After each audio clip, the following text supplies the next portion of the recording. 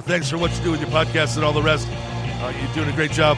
Hope everybody keeps tuning in. You get a lot of good info, a lot of insights, understandings of how to get strong, how to stay strong, how to use your strength. You do a great job, dude. You make things better than they are in real life, I think. If you don't follow Massenomics, y'all do it. Social media, website, everything. Massenomics.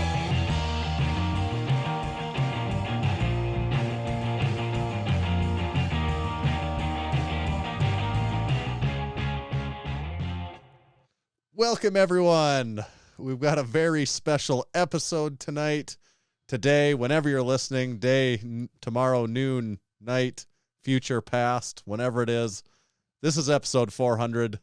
It's going to be a fun one. We've got a very special itinerary planned. My name is Tanner. This is the Lifting Podcast About Nothing. My name is Tanner. And my name is Tommy. I'm just like fraught with excitement, Tommy, about this. So I almost couldn't even spit out the usual intro. We're going on this deep dive. I was going to say little trip, but this is not going to be a little trip. This is going to be a deep dive down memory lane. This is going to be a deep dive. And this one, of course, 400 is special. Everyone knows it's one episode before 401. I'll never forget when I was in third grade and I told my teacher I wanted to be a podcaster when I was older. And she said, you'll never record 400 episodes. Well, look who's laughing now. Look who's laughing now, Miss Libby. Also, I showed her. The proper response may have been, what is a podcast? No, I said, and then I said, yeah, it's going to be on my Apple iPhone in the year 2024 or 2023. We're going to get there. And then I had to see a psychiatrist for speaking in foreign languages. I didn't know what I was doing. Yeah, and we guess we know who got the last laugh. If only you had bought Apple stock. Oh man! What about that in like '96? But you're like, no, I'm cashing in here with just like by doing a podcast for 400 episodes. I'm going to go with the podcast route. That will be much more lucrative than the stock route. Yes. First, this episode is special for many reasons. Part of those reasons is because of our sponsors. If you support us, please also support them. That's another way to support us. One of our sponsors, one of my 6 favorite sponsors of this episode is Build Fast Formula. Build smart, build strong, build fast. Level up your life with innovative, clinically dosed, and research-backed supplements that just work. That's the most important part. These just work. They don't use all those proprietary blends that you'll see in some other supplements. You can see the full ingredients list. Go to their website at Build Fast Formula. Check out the full product line. Vaso Blitz, that's a Massenomics favorite, of course, but they've also got the full Blitz, the 80-20 protein. That's actually probably my personal favorite. It's what I use the most from Build Fast Formula. So that's my recommendation. The drink hack, which we're all going to be testing here soon.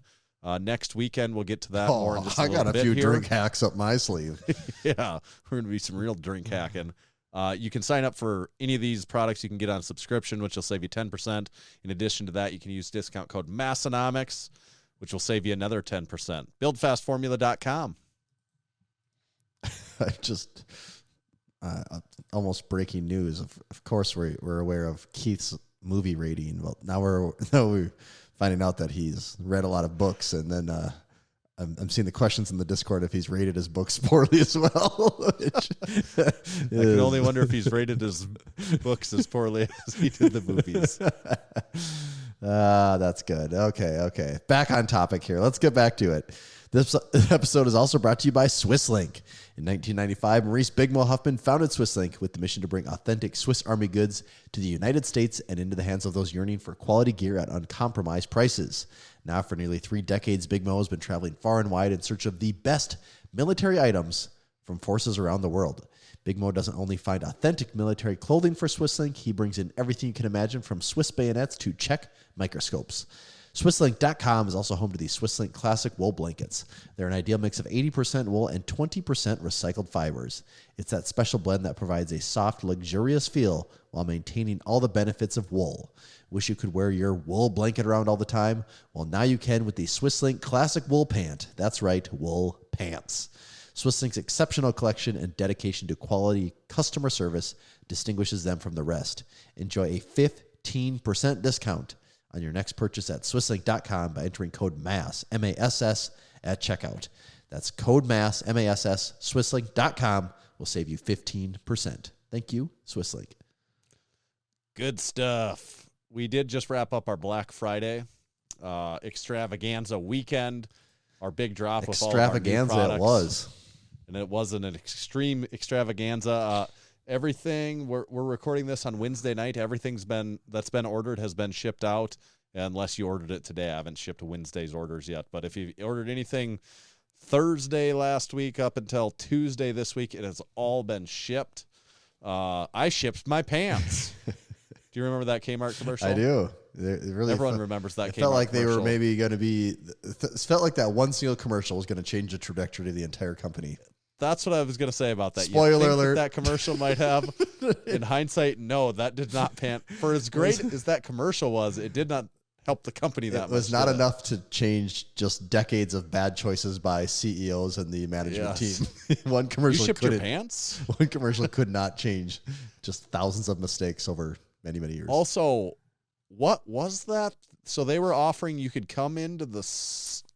you could order online and have it shipped to you, or... I don't actually really know what they were. Because they're all in the store in the commercial, so it's like... Yeah. What were they shipped? Like, I feel like it was probably trying to battle online retail, probably. Well, was it, or did they do a last-ditch embrace of you can ship them to you and then return them in the store? Was that a thing they were trying to do? I don't know. Yeah, it did not work. No. Spoiler alert if you haven't looked at Kmart lately. Yeah, they didn't win the department store battle. But one hell of a iconic commercial. I shipped my pants. But what was I talking about? Black Friday. We got everything shipped out. Just a big thank you to everyone that ordered over the week. You know, that is our biggest sales week of the year. Biggest drop, biggest online sales week of the year. It's a wild time. So it's important for us to see some, for our morale, to see some orders come in over that period of time, and we definitely did. So big shout out to everyone that supported. And we do have some of the new drop items are out in certain sizes, but we've got some stock left of a lot of the stuff. So if it's, you know, the strong and silly new tee been a very popular one. Sold a lot of those, but there is some decent sizing left on that. Bench and 315's out of some sizes there for sure, but there is some options left there. Polo, long sleeve tee, the kids tee, the ammonia, koozies. You can still get a lot of that stuff. So please, if you haven't ordered yet, please check it out. Yeah. So thank you everyone that ordered over the wild weekend. Yeah. If you want more details into how the Black Friday aftermath looks, just listen to episodes last year or the year before where we go much more in depth. But we don't want this to be a 10-hour episode, so we don't have the time. We do have a lot planned. This is our special 400 episode extravaganza. I wonder maybe to break stride a little bit. Maybe we should dip into a can a little early since we've got a lot of action going on here. You know, this is a special. This is a special episode. Yeah. So I came pretty prepared here. Are you ready for this? Yeah. Okay, here we go. Of course, I'm not showing anything yet. I got this koozie on me, the Lift Hard Live Easy. I got a whole box of these koozies still, so yeah. I'm showing you. This should be showing. This is the Lift Easy koozie right now. There we go. Yeah, but I went to the right side. I went with the Fresca Seltzer, baby. It's celebration time.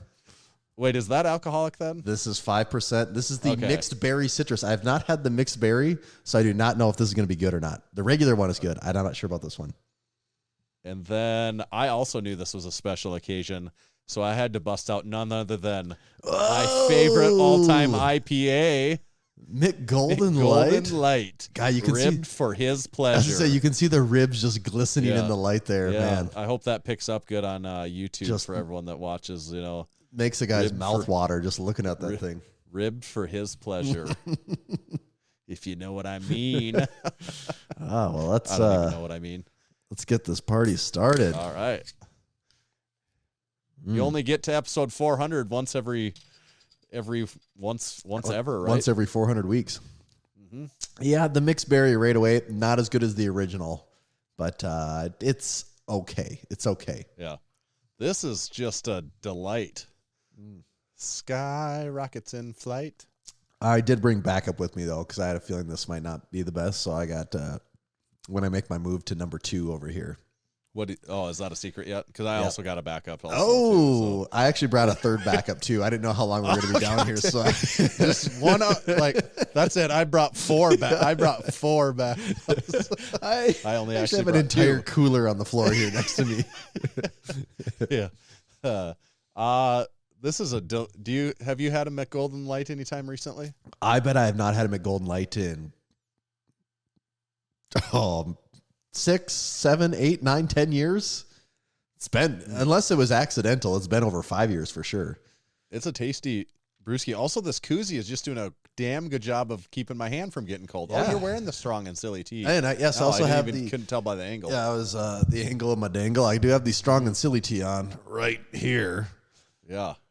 For anyone that wants to see. And we do want to mention also this episode, while we're recording on November 29th, this episode comes out. Every time I go to click on my calendar on my phone, I click on my clock. I always, for some reason, the clock. What I do, have you ever done that before? No, my problem, what I do, I never do the clock. My problem is I always pull down and type in, because I don't keep the icon on my screen. So I pull down, I type in CAL and click the first one, and calculator comes up. I do that so much. Okay. Anyways, calendar. This episode comes out live on Monday, December 4th. That coming weekend, December 9th, is our Crew Falls December to Remember meetup event in Sioux Falls, South Dakota, and all supporting members are welcome, encouraged to come. We've talked about the itinerary in future episodes. We actually have a sign up for it on our website. You know, the sign up, it doesn't cost anything.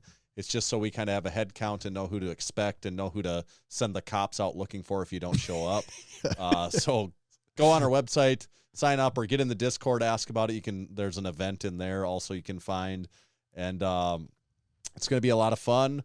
We're all training at Liberty Barbell on Saturday late morning. I think we're gonna eat breakfast together Saturday morning. We're gonna eat a post-workout chicken bake probably after the lift, and maybe take a little break and then get together for the evening living easy. That's the 10,000-foot view of what to expect from the weekend. Yes. Maybe even Friday evening there's going to be some sort of something going on. Yep. So. I'll be, I'm a local now, so Friday I'll be around. We'll figure out something there too. If you're listening to this and you want to get in on the action, as long as it's before December 9th, and you're a crew member, well, you can sign up to be a crew member anytime. So sign up to be a crew member. But once you're a crew member, it's before December 9th. You can get in to do this still. So there's still time. If you're on the fence, now's the time to do it. It is going to be a blast. I'm really looking forward to it. We're going to be. We've been so freaking busy on stuff. I haven't had time to process it. Normally, as I think about it right now. Yeah. It's hilarious because normally I'd just be counting down the days for this, months out. And it's like, no, we had Black Friday in the way. There's this enormous wall. And now that that's gone, it's like, oh, damn, Crew Falls is here in a few days. Yeah. So it should be a whole bunch of fun. Get signed up. Come do a little lifting. There's no specific expectations of the lifting. Whatever you want to lift when you're there, do it. It's gonna be really cool. We're gonna shoot at least a couple of YouTube videos. That's what I was going to say. If you need another incentive to come, we will be shooting at least 2 YouTube videos. So there'll be that action to get on as well. Yeah. And group pictures and shenanigans of all sorts may ensue. They will ensue. I can promise you this much. It will be a December to remember. I hope, right? I hope so too. Yeah, I think we'll remember. I wouldn't say we'll remember all of it. I hope not. Okay. This is episode 400, and what an occasion. Episode 400 is, if you just say it out loud, that's sheer insanity that we've made it to 400 episodes. Yeah, that's 100 more than 300, and 300 felt like a really big number. I guess we'll get, maybe I don't want to say too much about the 400 specific yet, because we'll get to that more here, but it is a little wild to have made it that far. I would assume we're in, if you looked at percentages of podcasts that make it to 400 episodes, I would assume it's a fraction of a percentage. I also want to know, of that 400 that made it, of the ones that made it to 400 episodes, how many of those released an episode weekly for 400 weeks? Because there's some people that will do maybe 3 in a week, and then they might take a week, 2, 3 weeks off. Yeah. But it was on a consistent cadence for the entire time. We've never not published a new episode every single Monday for 400 weeks. I just want to toot our own horn a little bit on that because it is freaking insane. Like a lot of people have done podcasts. A lot of people listening have probably done some podcasts. You know, there's our sister podcast, The Unpaid and Underrated, so they can relate. And if you think about doing it for 400 straight weeks, think about doing anything in your life for 400 straight weeks is crazy. I was, to put this in perspective before we get to what we're really going to talk about, I was thinking I was 29 when we started this. I turned 37 next month. Yeah. And I was 29 when we started. I was in my 20s. I was kind of a different person. Oh, God. You know, in a lot of ways at that point in time than, we didn't have kids. You know, I know we've talked about this before. We can't even figure out if you were married at the time or not, Tanner. I don't even. Right. It was just such I guess I was just freshly married. Just such a different world, though. So different. Yeah. Crazy. So what we're doing for this episode, when we come to some of these special ones, we like to do something a little unique, something we don't normally do. For episode 300, we relive some past fun moments. We played some fun games that we don't play all the time. For episode 400, what we're going to do is run down the 40 most influential moments of the Massenomics podcast from inception to present day. In our opinion, at least, this is what's going to be fun about this list. This is our opinion. This is what we consider the 40 most influential moments. What we're going to do with this list is later publish this into a blog post. And what we picture this being is anyone that's new to Massenomics, we're going to have this blog post as a reference of like, hey, here's what you need to know. If you want to know about these, you want the cliff notes and catch up as fast as possible. You want to get active on the Discord. Feel like you're a part of this crew, this gang, this cult, some people might call it. Here's your cheat sheet. This we're going to really start is with these 40. This is we're going to do this 40 today on this episode, but the actual post that's going to live out here in perpetuity, we'll be able to add to that. So after you listen to this episode, you leave us a comment on YouTube. That'd be the best place just to increase YouTube engagement. But leave us a comment somewhere. Let us know what you'd like to see added to the list where you say, oh, it's got to be this. And people this is a little known feature. People can leave comments on the blog post on the website too. That is an option. That is a relic of the past.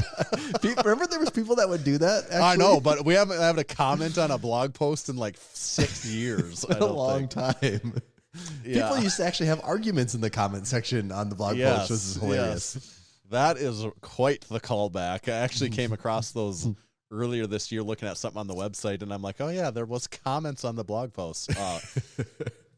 So today, you think along as we're going through this timeline. These are going to be in chronological order. Our 40 most influential moments. A lot of stuff that's happened over this period of time. So we're going to go through it. There is a lot in here. This is, some of these are amazing. I haven't read through every single item like carefully, so some of these will catch me by surprise when we're going through. But man, there's a lot of things in here that we have not probably talked about since about the time it happened. So I'm very excited for this. Right. So should we start at the top, Tommy? Let's start at the top. Let's do this. Okay. 40 most influential moments of Massenomics podcast history. Number 1. Maybe should we take turns when we go? Like, that's fine. Because you got the list. Yeah. I'll read number 1, and then you go 2, and then we'll go back and forth. So, number 1 actually, number 1 even predates the podcast. This is like number 1 is essentially the precursor to the podcast. So we've got the start of Massenomics YouTube in December of 2014. And we've got the start of Massenomics Gym in November of 2015. So really we're looking at that 10, 11 month time frame there before the podcast started, but as Massenomics was starting to take some of its earliest form, you know, in the form of those YouTube vlogs, those earliest YouTube vlogs that all still exist there. Don't be afraid to go check those out on YouTube. And then eventually the Massenomics gym taking form in November 2015, and I think and the first shirt coming about somewhere in between there. Yeah, because I just think we would have had the first shirt for that powerlifting meet, and that's so always in March. So we would have had the first shirts. That would have been March 2015. Yeah, and they would have been done before that. Before so the first shirts would have been done in probably February or 2014. January of 2015. Oh, yeah. Oh, was that? Well, no. Was it a full year of Massenomics, the name being around before we had shirts? Well, no, because December of 2014. Oh, sorry. Yes. Yeah. The first Massenomics YouTube video was published on December 28th, 2014. Yeah. So then we're into so anyways, it's kind of those 3-ish pieces that really paved the way for the podcast. Had we not done that stuff, obviously the podcast isn't going to happen. I guess we could go deeper into history but it's really those 3 cornerstones are what led to the podcast. Had we not had the gym, then Tyler never has a reason to, if we were just lifting at the Y, Tyler wouldn't have come to the Y to come train with us. It was because we had this gym and stuff that he wanted to come check it out. And that's really where podcast inception took form, I think, in late 2015 there. Yes. So that leads right into number 2 on the list already. And you basically said this one, which would be the podcast inception, with the first episode on April of 2016. And this is, we've said it before, but this is a little insider fun fact for people, that the first episode we ever recorded is actually episode 2. I can't remember why we did it that way, but it was Tyler's idea. Yeah, I don't know why the release schedule was like that, but the first episode we ever actually recorded actually got released as episode 2. The second episode we ever recorded got released as episode 1. Still don't really know the reasoning behind that's that. That's a fun Massenomics trivia bit, actually. There, the very unique piece of Massenomics trivia. Yes, yes. And we don't need to talk a ton about the podcast inception because you're listening to the podcast right now. But the really quick story is Tyler basically said, for people that don't know, Tyler was a guy that was on the first 100 episodes. Tyler said, "Hey, I want to do a podcast. Let's do one." And Tanner and I said, "Oh, okay." And we thought that this would fizzle out really fast. Boy, were we wrong. Yes. Big wrong. So then number 3 on our list, we'll come back to a gym topic because it was pretty essential in the very beginning. Number 3 was us moving Massenomics gym.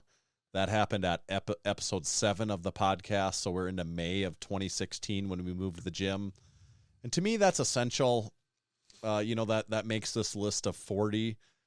The gym is quite separate from the podcast in a lot of ways, but also, especially in the beginning, it was just an important piece of Massenomics really becoming something. Because we're talking the first 7 episodes of the podcast, barely having any merchandise yet. What is this? Yes, especially the gym then, was a brick and mortar thing. That was the thing when people would say, "What is Massenomics?" You just be like, "Oh, it's a gym." That was the easiest way to explain it then. Still, it actually is the easiest way to explain it, but not it's very still accurate. how I choose to explain it. And not very accurate people anymore. But. Right. So that I think that was that was episode 7, like I said, and that was a big move. I remember that. Everyone showed up. We had a few trailers. Old Brandon had what did he have for a truck? What was that thing? That it was is a so little. Ford Ranger. Was it like an 80s Ranger? Ford Ranger. Yeah, it's we had that thing just loaded. Even by Ranger standards of today, that thing is very tiny. And he had this big trailer, and that thing was just loaded. Luckily it only had to go a block, but that thing was just loaded down, and we had it. We made a few trips, and there wasn't very much in the gym, but it still was 15 people moving all that stuff. It was a pretty and it wasn't just in comparison. We didn't have anything in the gym, but and it wasn't we just also the had a lot of gym. new stuff. Yes, you had a lot of stuff that never made it into the gym. It was sitting on the side waiting for the move, and so that came out for that. But that was a busy day. That was. Some of the live listeners asked when they're getting kicked off. We don't know yet. You're not going to get to hear all 40. We'll pick. Maybe we'll make it to 30 or something. We've got to save something for. We don't want you to see the climax right away here. Gonna build that anticipation. Number 4 on the list would be our first travel interview, and that was traveling to Crew Falls to interview Jonah Leo, Big Jonah, episode 13. And probably our first first interview? Or would it have just been actually, straight up yeah, our first actually interview? that could be our first Our just first time interview in traveling general. for the podcast and our first time interviewing. Well, ever. yeah. Or am I wrong? Would someone like Ryan or Ross have been on an earlier episode? Oh, you're right. You're right. They Yeah, might. you're- I forget. Yeah, you're right about that. I'm pretty sure. But You're the first right. time having like a special guest and someone that we didn't really Right. know, Big Jonah Leo, episode 13, July 2016. And it is funny, we're sort of rounding the loop on that one again because here we are next week. We're going to Jonah Leo's gym here in Sioux Falls for the Crew Falls meetup. It's this has been 4, 5, like 7 years in the making, almost 8. 7 and a half. Almost 8 years. Yep, all the way back to episode 13, and now coming back around to him in like just slightly over 400. We'll be there by 401. We'll be there again, and that is the thing about the podcast over the years. It really has been quite the relationship builder, of all these people that might not talk to them all the time, but we have like kind of a more special than average connection with a lot of people just because of having them on the podcast and because of the podcast over the years. Mm-hmm. And I do want to make a point here. Big David in the Discord says, who's making notes for the timeline? We will be making the notes. We are going to make a blog post out of this thing, so it will exist. Yes. It will almost serve as the Massenomics Wikipedia entry. So you guys don't got to worry. We are actually going to be providing the notes on all this. And then I do think when someone new signs up to become a supporting member, they get like a link to the Discord and their little welcome. I think we include this link to this in the welcome, like, hey, the welcome email. If you're fairly new, check this out. Here's your study top. Here's your get you up to speed here. Right. So you talked about number 4 there. Number 5. Number 5 on our 40 most influential moments. The Massenomics Strongman Showdown, the first ever. That was episode 21, and that took place in August 2016. So that was our first time ever running a strength event. Also, a lot of this stuff comes full circle, doesn't it? And we talk about YouTube at the beginning. We talk about Jonah Leo.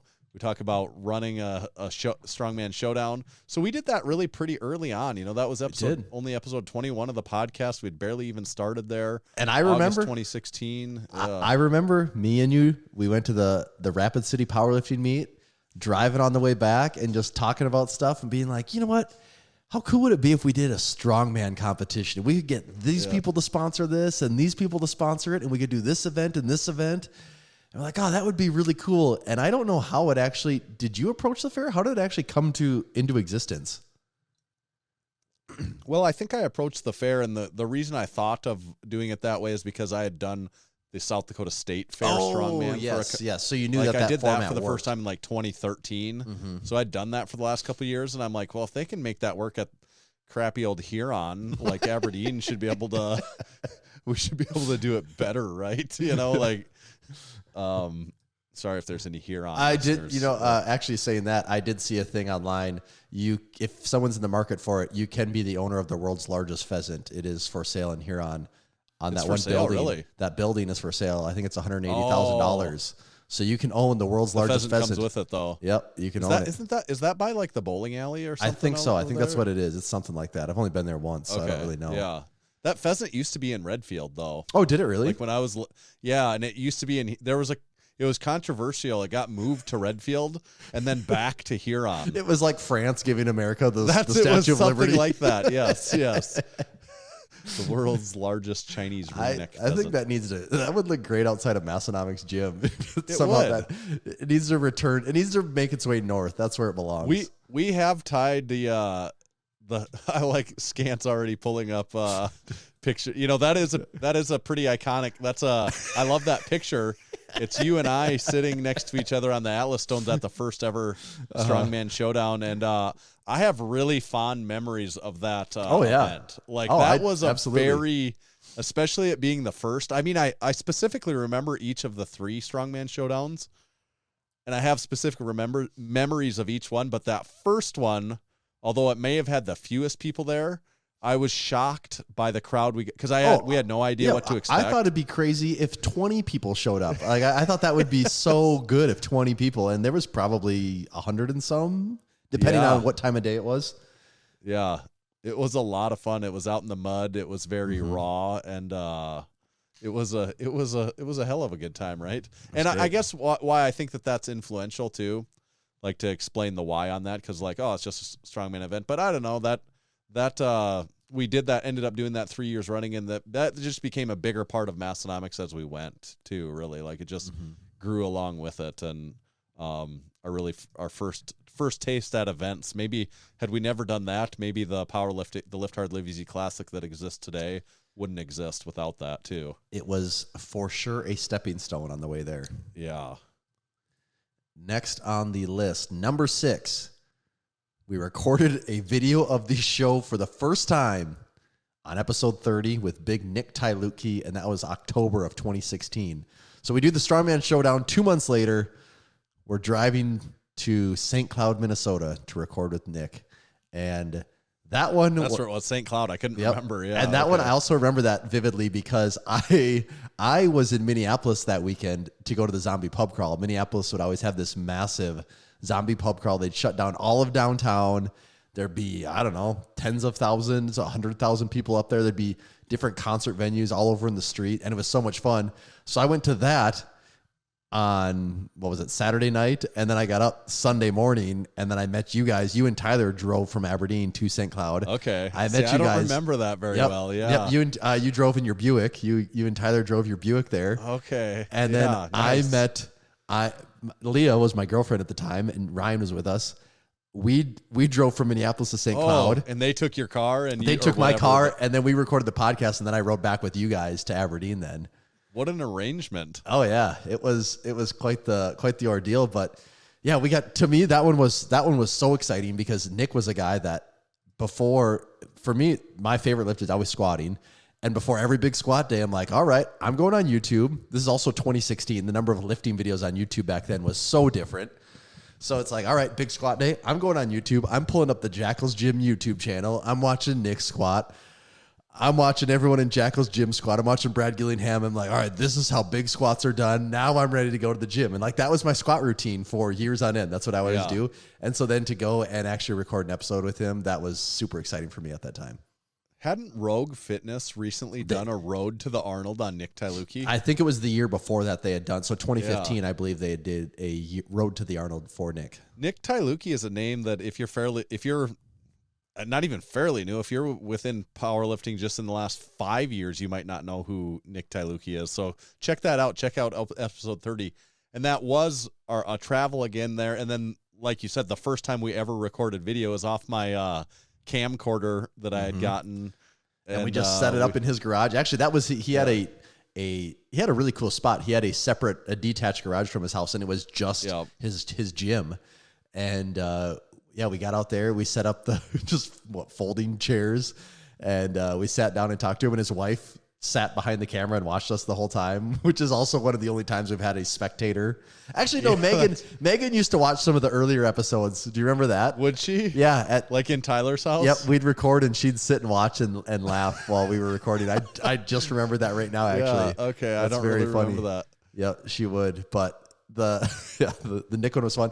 And if you need verification that Nick was the real OG back in the day, remember when we interviewed Bryce Lewis and we're like, do you remember Nick Tylutke? He's like, he was a god back. He was a squat god back in the day. Yeah, that's good. One other fun fact, that picture of you and I at the first Strongman Showdown, you know, our names are on the back of the shirts. Yours is not. That is, I put that on there because, the only people that had their names on the back of the shirt was the competitors. So, and I didn't compete in that one, so I didn't have it. Right. Yours is poorly photoshopped on if nobody could tell. No, I'm sure most people don't know that.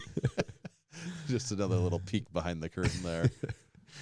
So we talked about number 6. Number 7 on the list almost needs no explanation of why this would be one of our most influential moments, but we're going to go ahead and explain it anyways. But episodes 32 and 33 from November of 2016 make it in at number 7 on the list. And if you're a longtime fan, you know what episodes 32 and 33 are. If you've listened to the entire back catalog, these may be the 2 episodes you choose not to listen to because of their infamy in the way of them almost not being good. 32 and 33, of course, the Party Cast, which have a cult, almost like a cult-like anti-following in the Massenomics podcast history. I probably listened to those episodes right after they came out. I've never listened to them again since, which is fun. I should go back and listen because I actually know the people in them. Because there's a lot of people that are not part of the podcast that are on those episodes. Oh yeah, I'd probably laugh really hard. There's a ton of people that get in. I know my wife is on it for quite a while. That's like the one time my wife has been on. Like my wife, I think my mother-in-law was on it. Oh really? There's that many people actually on them? Oh yeah. Oh, because it rotated through. TJ, there's a whole bunch of original gym members that are on there's there. a bunch of the Millbank guys. Yeah. Like for a while, it's like Ryan, and like Pat, and Mr. U. I don't know if it's Mr. U or not. I think that so. Group of people. I think so. Yeah, but it wrote. They were on. I think later, throughout the night, it just started. It was just like in shifts of who was even on there.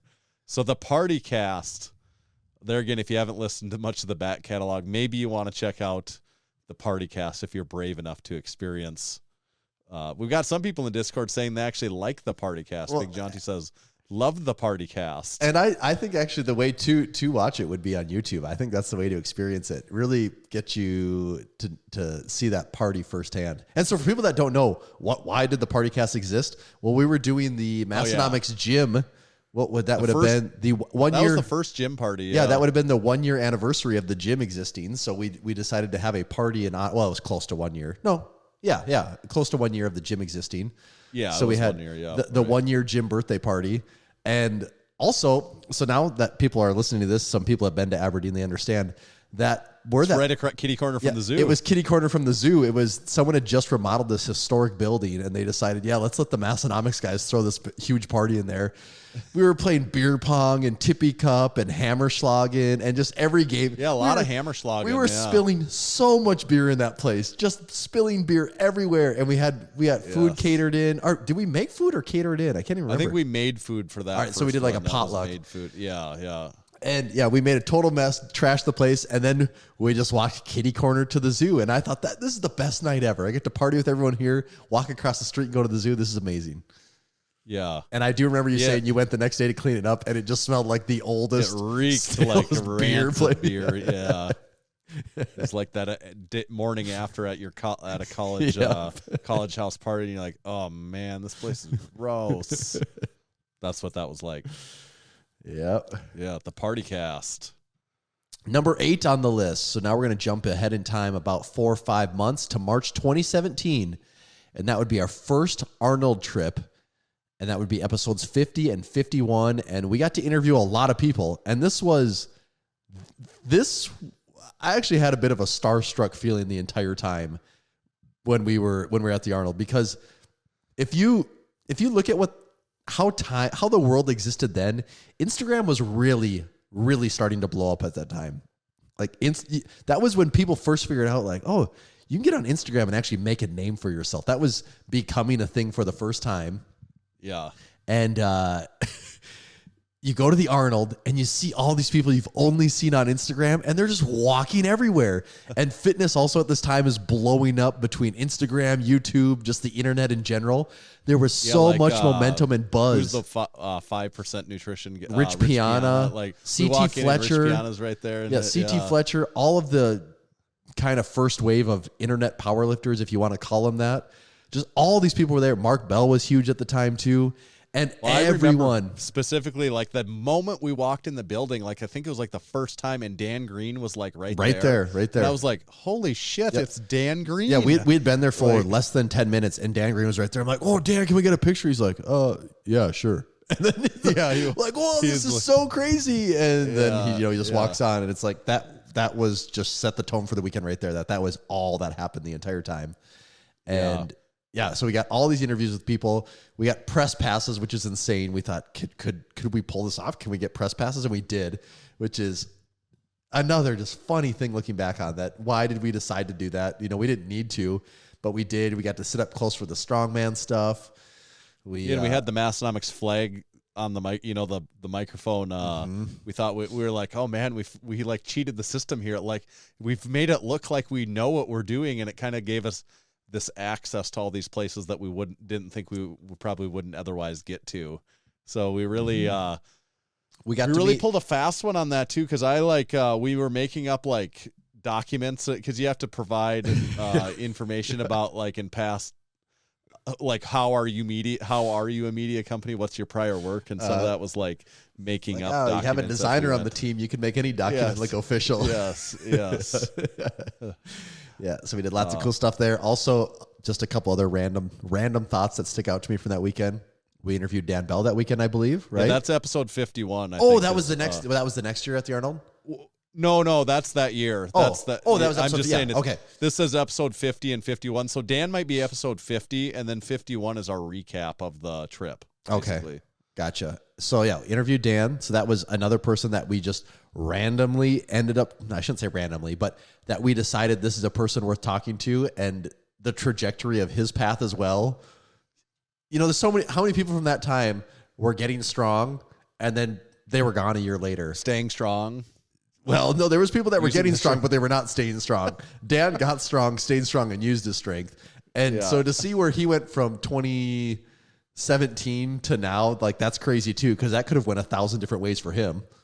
Also, that all those interviews we did that year, as I'm talking about it, the intro to the podcast, the current intro to the podcast, that's where all of that comes from. It's Matt from Pioneer saying, y'all follow him, social media, everything. Kaz, I mean, that's where Get Strong, Stay Strong, Use Your Strength came from. Like one of the most common themes of the podcast. It's where Gino yelling Massenomics the way that he continues to do to this day. It started right there. Donnie Thompson. You make things better than they are in real life. Yeah. It almost right. And Donnie still says that. He knows that we use that and stuff too. So.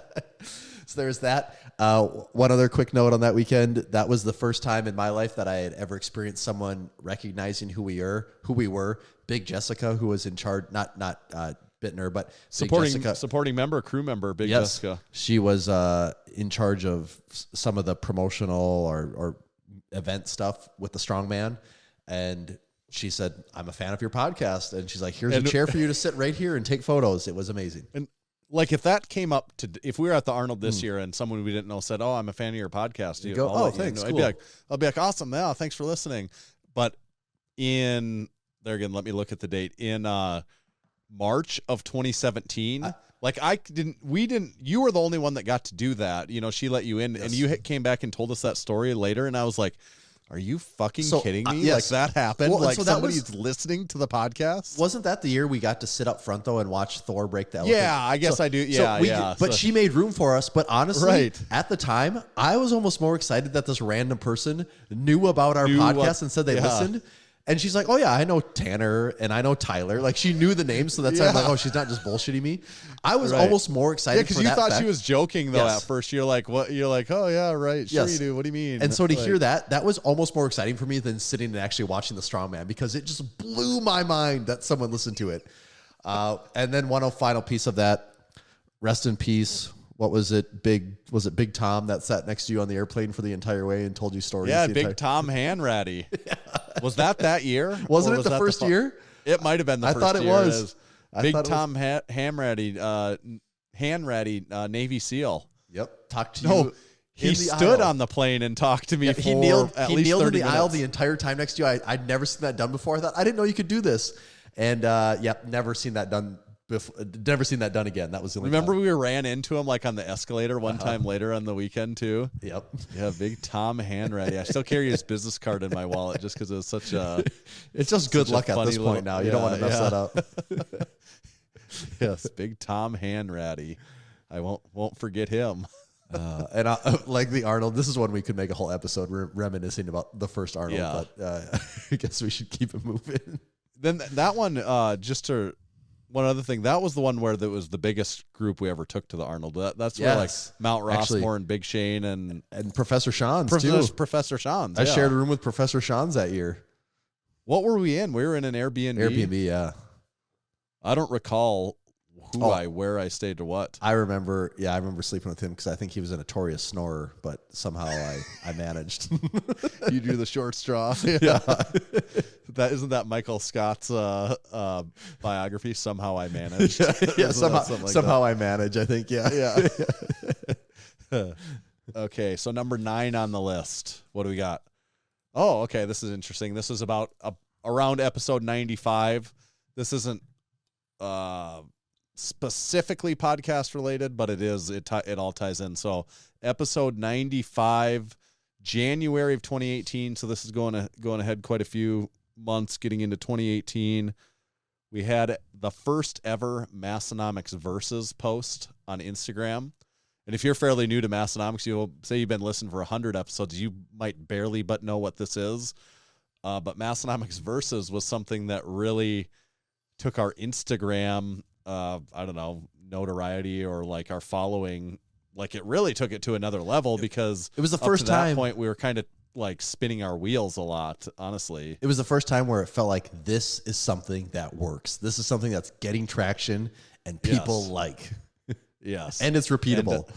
And we went to, Future Arnold's and people would be like, yeah, you guys are the ones that do those verses with, and it sounds funny now because nobody would know us for that. Mm-hmm. Almost basically nobody would know us for that. That wouldn't be the top 10 thing that they think about when they think about Massenomics. But at the time it was like a top 3 thing. Mm-hmm. It's like, oh yeah, you guys are the ones with, that do that thing where you compare a lifter and something silly. Everyone would come up to us, these big lifters that didn't know us, they'd be like, oh, you did that versus of me. That was so awesome. And they'd be so hyped on it. We had never actually talked to them before.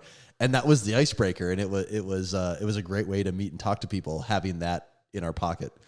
Yeah. That eventually expanded a little bit to become the tri-legged stool of versus lifting legend and the Massenomics rookie card. Mm-hmm. But really Versus was the first and always the best probably. And, Massenomics Versus holds a special place in my heart because I spent many hours making Massenomics Versus. Like, they're literally like creating it, like making the graphic is one thing, but also it's like coming up with the material, and we have like 200 of those that exist. So I put a lot of time into Massenomics Versus, but it was rewarding. I always liked I still like Massenomics Versus. It just with the change of Instagram, or maybe it got played out. Who knows what you say? It became less fruitful. What was always so funny about those was the fact that you built every single one of them on your phone. So we'd be talking to people and they'd be like, oh,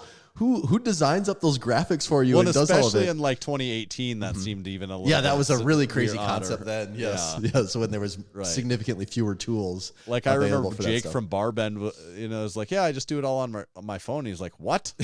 Yeah. He goes, yeah, who's doing these graphics for you? And we're explaining to him, and he just could not comprehend that this could possibly be built and done on a phone. Yes. So there was that, and then also never forget the other interesting thing about Versus. That was in the day when someone could share a post and you could gain hundreds of followers off it, which is a foreign concept now. No, that was the formula. Is we would make that, then Jen Thompson would share it, and we'd get like 200 new followers. Mm-hmm. And you could literally just see it happen and work like that. And that's not how things work now, but it was the Wild West back then, wasn't it? Yeah. It was ready for the taking. Where are we? Number 10. Oh, number 10. All right. This is the quarter. We're at the quarter pole. And this is one of the top moments in Massenomics history. And this would be the lift shorts comment. And this happened episode 119 in July of 2018. And I believe the comment was, nah, I'm good with the plain ones. And it was when we had unveiled the black Champion mesh shorts that had the Lift logo on them, and one person was offended by our product design. And it's number 10 on the list, but this is easily a top 5 most influential moment in Massenomics podcast. For sure. Yes, absolutely. The Lift shorts comment that became, it's less essential to us now probably, but for 5 years, that was the battle cry. Was like a cornerstone of Massenomics. Is like, you guys are the expensive. I guess I'm maybe sad that people don't recognize us as the expensive shorts guys anymore. It's slowly fading away, actually, which kind of sucks. It's kind of I loved being the expensive shorts guy. Actually, like that all the that guy things that we have been. The expensive shorts guy maybe has been my favorite. You just get to be the sleazy expensive item salesman. Like and you don't even have to be coy about it. Like people loved it. They wanted that shtick. They wanted you to do it. So I do kind of miss it because we don't get that quite as much as we used to. We still do get it at the Arnold, but we don't get it quite as much as we used to. Not quite as much. And every year it goes a little way a little bit more too, you know. Yeah, maybe we need a hat. Make lift shorts expensive again. Okay. Number 11. This is especially specific to the podcast. This is a pivotal moment. Comes to us at episode 124.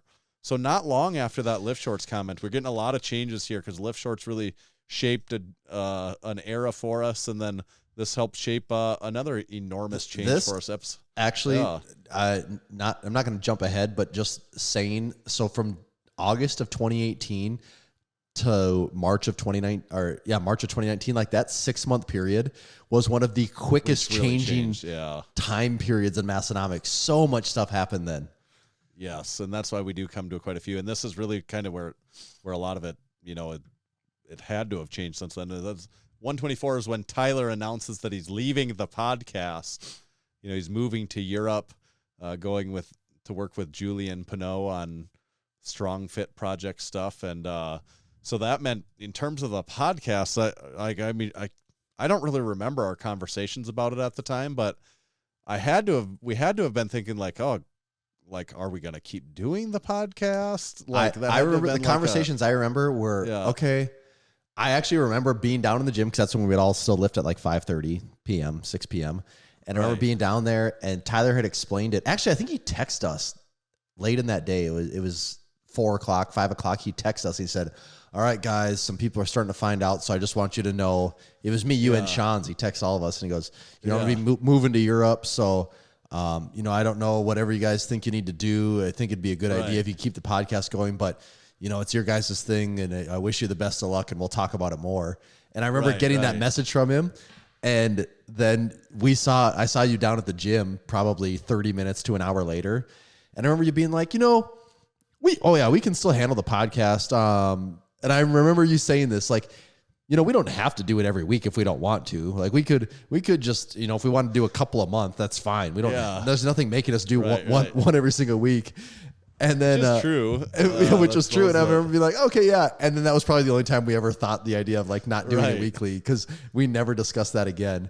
And then it was okay because we still had in our mind that we had to have 3 people on it. And it was, well, who else do we have do this? Is it, so we had my brother. I remember thinking that we had to have 3 people. Like we can't not do this. Like 3 people is the way that this exists. Yeah. That was getting out of that mindset was just this foreign concept. So that was, if you look back, there was probably, 3 to 5 episodes where my brother was on them right away. Remember we recorded those in the gym down there? Yeah. And I think it was just my brother Ryan. I don't think anyone else was on in that time period. Not really. It was kind of like, is Ryan going to be the next guy on the podcast? But that's trickier too because when it was with Tyler, we all own the company together.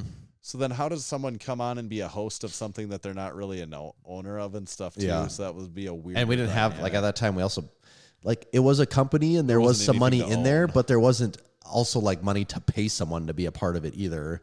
No. So we had never given ourselves a set up to this point for sure. So. Yeah. And so it was a weird spot. And honestly, I don't even know. We still were like paying for our own shirt. Like if we wanted a shirt, we would like buy it from ourselves. We'd basically buy to take it out of inventory. Would exist But we never had, I don't even remember how this worked out. Like, I know we never had a conversation with Ryan, like, hey, you're not going to do this anymore. But like, that was never a thing.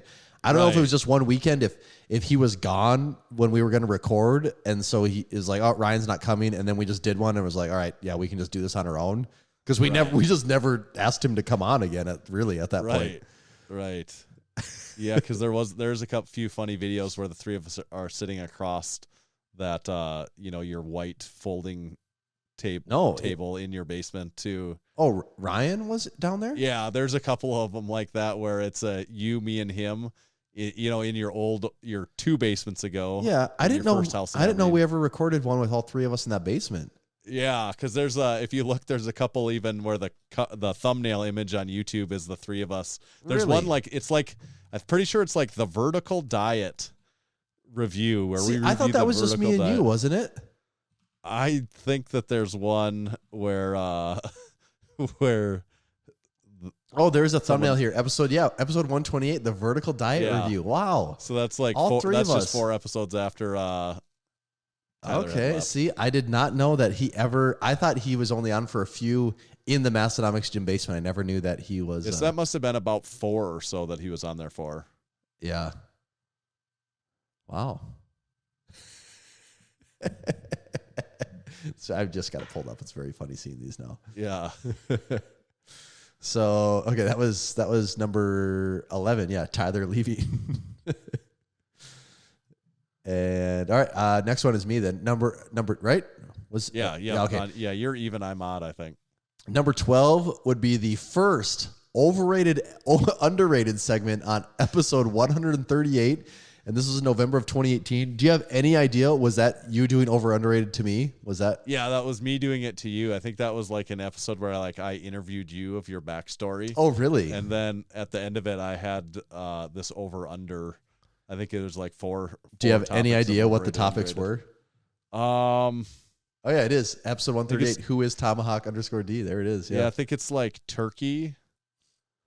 Because what was it? This is November 2018. So it was right before Thanksgiving, and I think one of them was turkey, and that's the only thing I can tell you. And the rules of over/under weren't fully developed yet at that point or anything like that. So it was that was a very work in much progress. a living, we breathing must have organism. just recently came up with the bench shirt because we have it draped on the front over the board on the front of the table. I think for that some sat reason. there for quite a while too. Oh, I did it also really? remember there was like a pile of bench heavy stickers that sat on that table for like a year. Like I don't know, they'd gotten brought over and they just sat there forever. There were several stickers on there. That was the first overrated underrated segment, and which obviously 138 we've continued to do that one basically almost every single episode.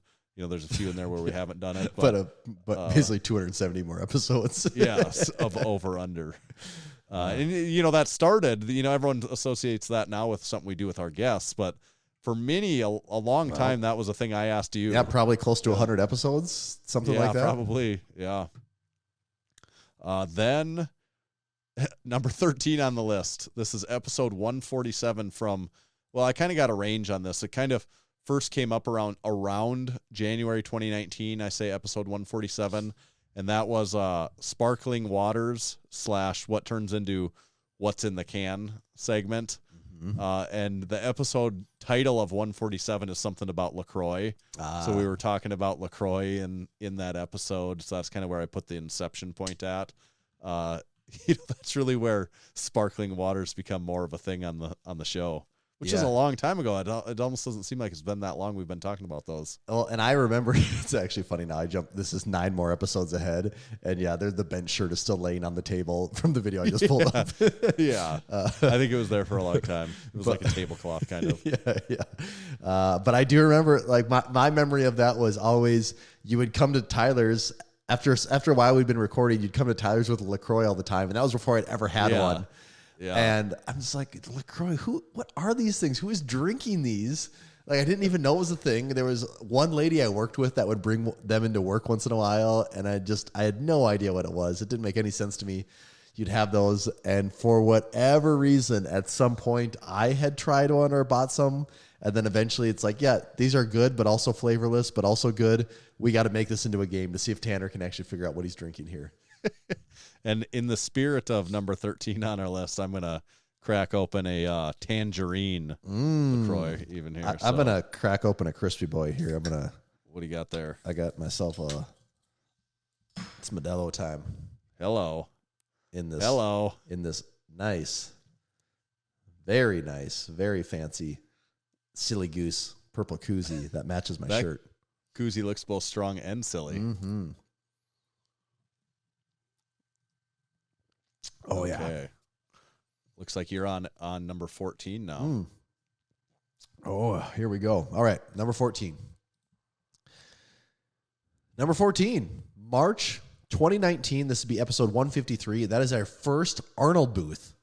And I will never forget. I can tell you, there's those moments in life, you'll never forget where you were when it happened. Yeah. I can remember I was driving down Dakota Street right? Is that the one by you, Dakota? I already forgot. Tanner, I leave town for a year. I forget what the roads are. Dakota's the billboards, the original billboard location. I was driving down Dakota. No, Roosevelt. I was driving down Roosevelt. Yeah, okay. Well, our billboard, our first billboard location or our recent ones? First is Dakota. Last one is Rose. Yeah. So I'm driving down Roosevelt. I'm just about to the train tracks. I remember you were calling me and you're like, you know what? I looked into it and I'm doing the numbers. I think we could have a booth at the Arnold. And I remember thinking like, whoa, are you sure? But if you were saying you're doing the numbers and it makes sense, then I'm like, okay, if Tanner thinks we can make it work, then I guess, okay, we can make this work. I do remember it be like, I don't know what the moment of inspiration when I was like, wait a second, could that work? But I remember even myself being like, no, this is probably crazy. But then really sitting down and like putting pencil to paper, quite literally, and being like, I don't know, like the number of things we got to sell in order to just maybe break even is probably pretty possible. Mm-hmm. And this is after, some of our, like the lift shirt and some of our more popular stuff had started to take off. And I'm like, I don't know, it seems like maybe we can sell it. And by then we had been there 2 prior years. I'm kind of thinking, I've seen some of those booths that exist. That was the barrier so there was 2 parts of that is one is you go and you see people have booths and you just say like, well, if you're here, you think you're clearly a business if you're here, like you got your shit figured out. But then you also look at the booths and you're like, but at the same time, I don't know if you do got your shit figured out because I'm seeing some real low effort things happening here. Yes. Yeah. So our first booth, in terms of us selling merchandise was really a pivotal point, because we started to realize like, oh no, we can, this merchandise sales really can be a big part of this business for us. It can like keep making this very much worth it for us. And it did. And like, I think, what do you think? Like, what did we leave there thinking? We thought like it went really well, I think. Oh, we thought it was amazing. I remember thinking it felt like we had robbed a bank. Like we had gotten paid to sell t-shirts for 3 straight days. And it wasn't actually that much money in the scheme of things. But at the time, it just felt like so much money we had made selling t-shirts. And we were across from Huck Finn, kind of kitty corner that year, right? And that aisle, and I still remember like Big Minnie, for example, Big Minnie Action Jesus walking down the aisle in wearing his Basement Brandon he's shirt. enormous. So like, and I remember the Basement Brandon hoodie that he was wearing, spotting him from a while away. But like just being in that booth location, it was so small and just how packed. It seemed like it was just jam packed in there for 3 days straight. Just pure insanity. Like you couldn't walk. It was it really was a different time. It was just, it was a totally different time. It was so crazy. We had Pete Rubish as a guest on last week. I remember at one point, you and me are trying to sell t-shirts in our 10x10 booth, and there's Pete Rubish, his wife, and Perseus all hanging out in our booth. It's Perseus. There was no room for any of those people to be in there, but they were standing in there. And I remember thinking, this is so insane that these guys are chilling in our booth while we're selling stuff. It was quite the experience. Yeah, it was crazy. So then I've got number 15, which was right that same time, also March 2019. And this is episode 154, just one episode later. I say, and why it's so soon after. This really developed on our ride home, our trip home from that Arnold event, and what I would say is the Jefferson deadlift. We didn't invent the Jefferson deadlift. And I remember this conversation too. I like to think we took the Jefferson deadlift to a level that it had not seen before. And, that sparked from that very long car ride back from the Arnold where I don't know I don't actually know like the original very first conversation, but it was to the extent of like, hey, could we make this a funny thing? Well, and I think what had happened is you had recently made a post about Jefferson deadlifts, and I'd never heard of it. And there were some people making comments. A lot of people had never heard of it either. And there was just, you got an actual reaction out of it from people. One, people not thinking it's real, and people knowing it's real and trying to be the smartest person in the room about it. And there was all these things going on, but it just got such this visceral reaction from people that we thought, oh, maybe we can run with this and make this an actual meme, make this a thing. And I remember that conversation, like, how far can we take this? Do you think? Well, I remember even saying, like, can we make a shirt? Yeah. And, do you think if we make a bunch of memes about this, we could actually make a shirt about it and people would want to buy it? Like, oh, that will be the goal. We get back, we're going to make a bunch of memes. We're going to make a ton of jokes about this, and we're going to see if we can make this a thing. And we made it a thing. Well, yeah, I'd say, boy, did we make it a thing. And it's still a thing here 5 years later. Next on the list would be August 2019, episode 173, Garage Gym Reviews Video Tour. And Tanner, you know more of the details on this one because you were doing the conversation with Coop at the time, but I believe he was on a gym tour through the upper Midwest. Yeah, he'd gone on like a north to south loop tour, and he had gone to that Fargo company that makes the folding PRX racks. Performance, wasn't that what it was? Weren't they sponsoring his trip? Yes, I think they were sponsoring. They were paying for him and his buddy to go travel, see these gyms, and then it was that's right. And, part they of the were trip. doing gym tours, and we were one of his stops on like his loop back down after being in Fargo. I think he had said he was doing this trip, and I think he either had reached. I don't know if he reached out to us or we reached out to him. We obviously had some conversation with him before this, but he came down and he did a tour of Massenomics Gym, and he put that on his YouTube channel, and then we also recorded a podcast in person with him in your basement. Yes, and by this time moved we into had that just house. moved in. Yeah, you had just moved in recently. Like I don't know, I'd been there maybe a month or so, I think. Yeah, so we did that episode with him there. But why this is so influential is because there will still be people occasionally that will say that's how they found us. Mm-hmm. That's there's about a handful of these things of on other people's channels and such that. Where they say, yeah, that's what I found you from. And that's one of them. We'll get to a couple other ones here too. But that gym tour by Coop, and there again, that only happens because we also have this gym, this developed gym at that point in time. If we don't have this gym, what does Coop come and do a tour of? Like, here's where we record the podcast. There's not a lot for him to do. It wouldn't have made sense for him. Ties back in together. Yeah, right? For him to just come do this podcast. Like, I don't think that would have happened at the time. But at the time, we had this gym that's kind of getting cooler all the time, and we had a lot of like a homemade, unique equipment in there that was probably fun for him to look at and use in the video. So that was an additional springboard for growing our audience. Obviously, Garage Gym Reviews has made a lot of changes since then. It's probably not the same that it was in 2019. So like it, love it or hate it, whatever it is, the fact remains that was an important. That was really helpful for Massenomics in the scheme of things, I think. I just had to look here. That video uploaded to their channel, 134,000 views. So right, still a lot of traffic. Yes. I mean, a lot of people that have seen that thing. Yeah, and people that I would have never guessed it. They've said, "Oh yeah, I think that's the first thing I saw was you guys in that video." So, can't knock that. It actually is really funny how different Coop looks in this video. Wow. Okay. Next on the list, we got, where am I at here? Lost my spot, Tanner. Where am I? Oh, okay. Well, I think we're next we're on 17, which is okay. September 2019, episode 179. We've got our first ever podcast sponsors. The first time we ever monetized this. So we've done it for 179 episodes, 179 straight weeks, over 3 years. Never tried to monetize it. We waited till that episode 179, and we came in with lifting large. If you don't remember, lifting large, the ground lock deadlift slipper. Things were like the ground lock deadlift slipper. We would say things are the ground lock deadlift slipper of other things. I forgot about that even. Yeah. So that's lifting large.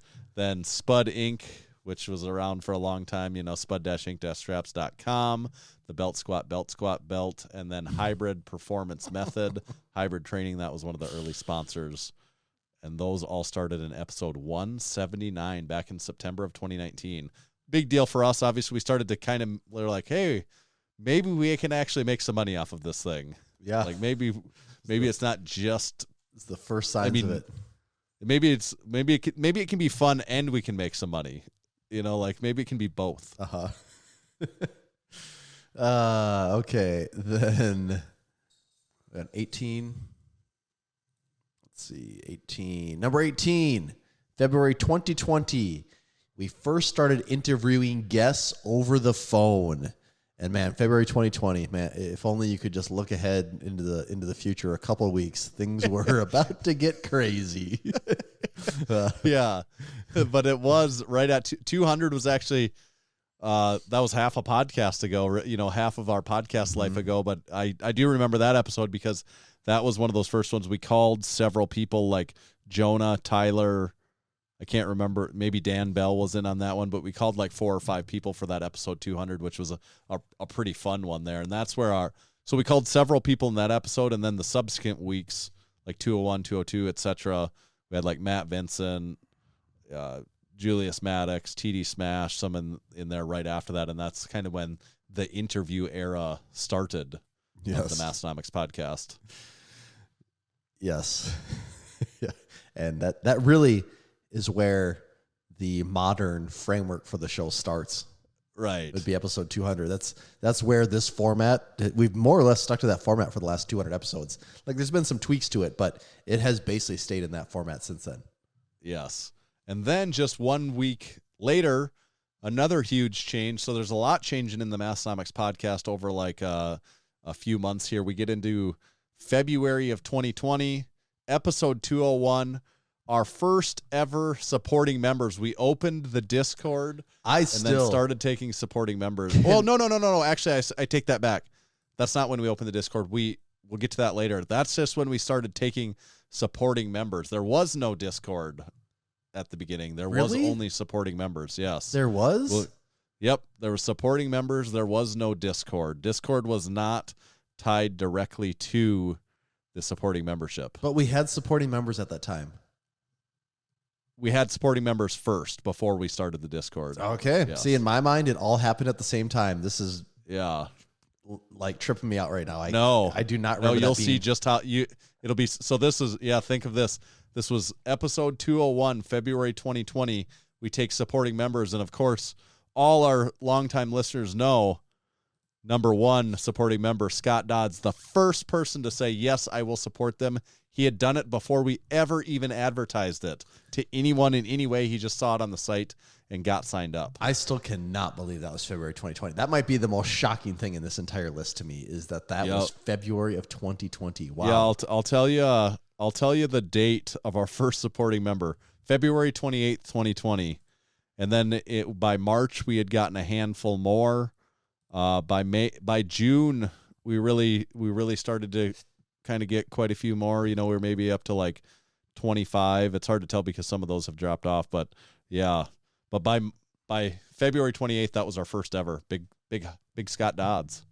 Oh man, that is wild to me. I can't believe that. Yes.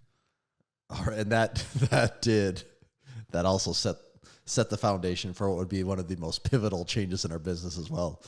Yes. Okay, number 18, February 20. Oh, sorry.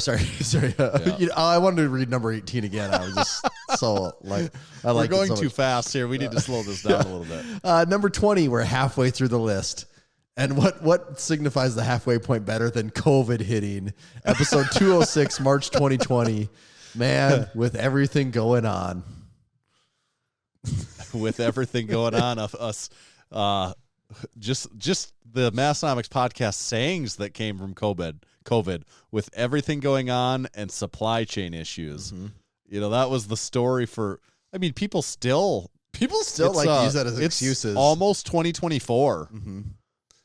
And I roll my eyes when I hear people doing that now because I'm thinking, that's just incompetence, is what you're saying. Yeah, this caught me off guard, and I intend for this. I don't think this can even be I don't even know how you would spin this as political anyway, but I promise this is not my intention if someone even could. But we're in a doctor's office, and I heard a nurse talking to somebody else, not us, and they're having a conversation about illnesses this winter. And the nurse made the comment, yeah, with everyone being back to this was a month ago. Okay, this was a month ago. She made the comment, yeah, with everyone being back to like going out and doing stuff again, like, you know, maybe it'll pick up. And I'm like, what are you talking about?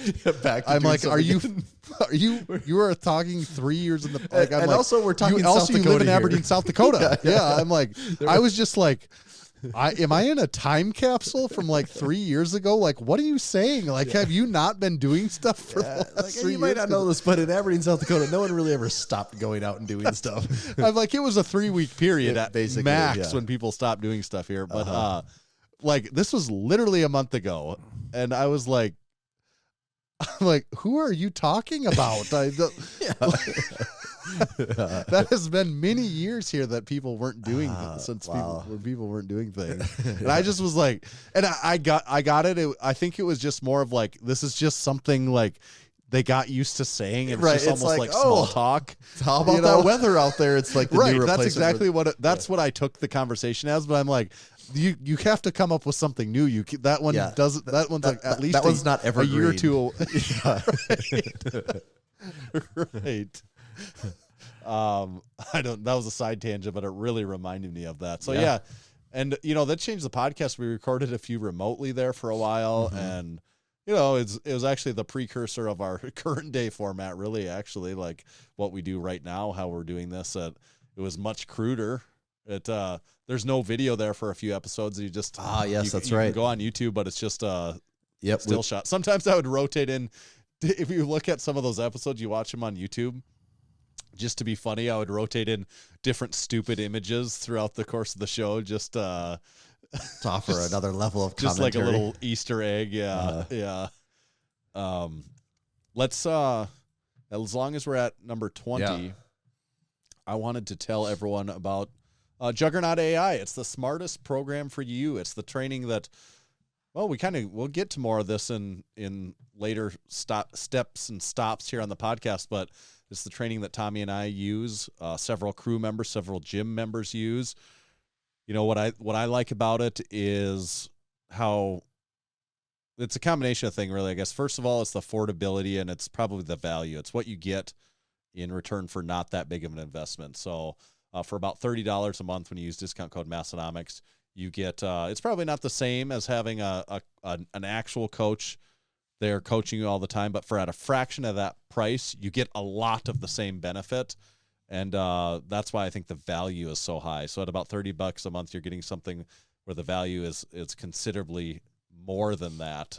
It's very close to having a coach, in my opinion, at least. You know, people might look at that differently, but please, you can listen to me talk about it, or you can go to juggernautai.app, check it out. You can actually get a free trial. Then you don't have to just take my word for it. You can check it out yourself. Download the app. The app is awesome. The way it looks and moves and feels and everything. Like, the app is very polished. I don't think you'll be disappointed. Check it out. juggernautai.app. Tanner, did I have you worried for a minute there? Did you think I just got up and quit? I saw you leave away, but I was like, I'm in the podcast, Dad. He must be using this as an opportunity to do something. Yeah. So, I'm back. Don't worry, I'm back.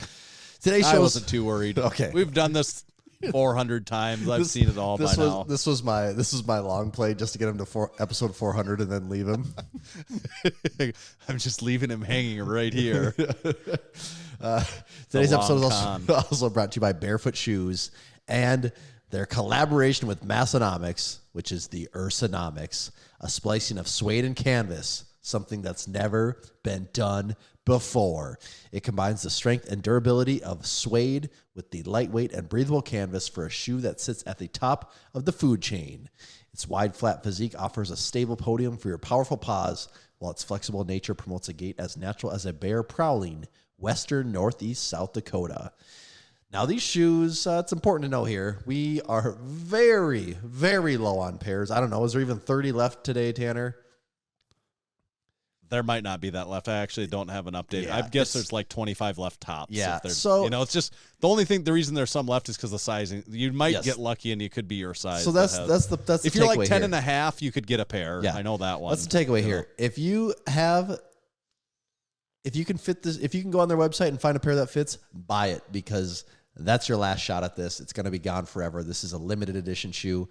We've been getting them in. They've been shipping. We actually made a video about them on our YouTube channel last week. So if you're curious about some of the details of this thing, what it looks like, someone wearing it, walking around in it, go check out the Massenomics YouTube. We have a full rundown on it.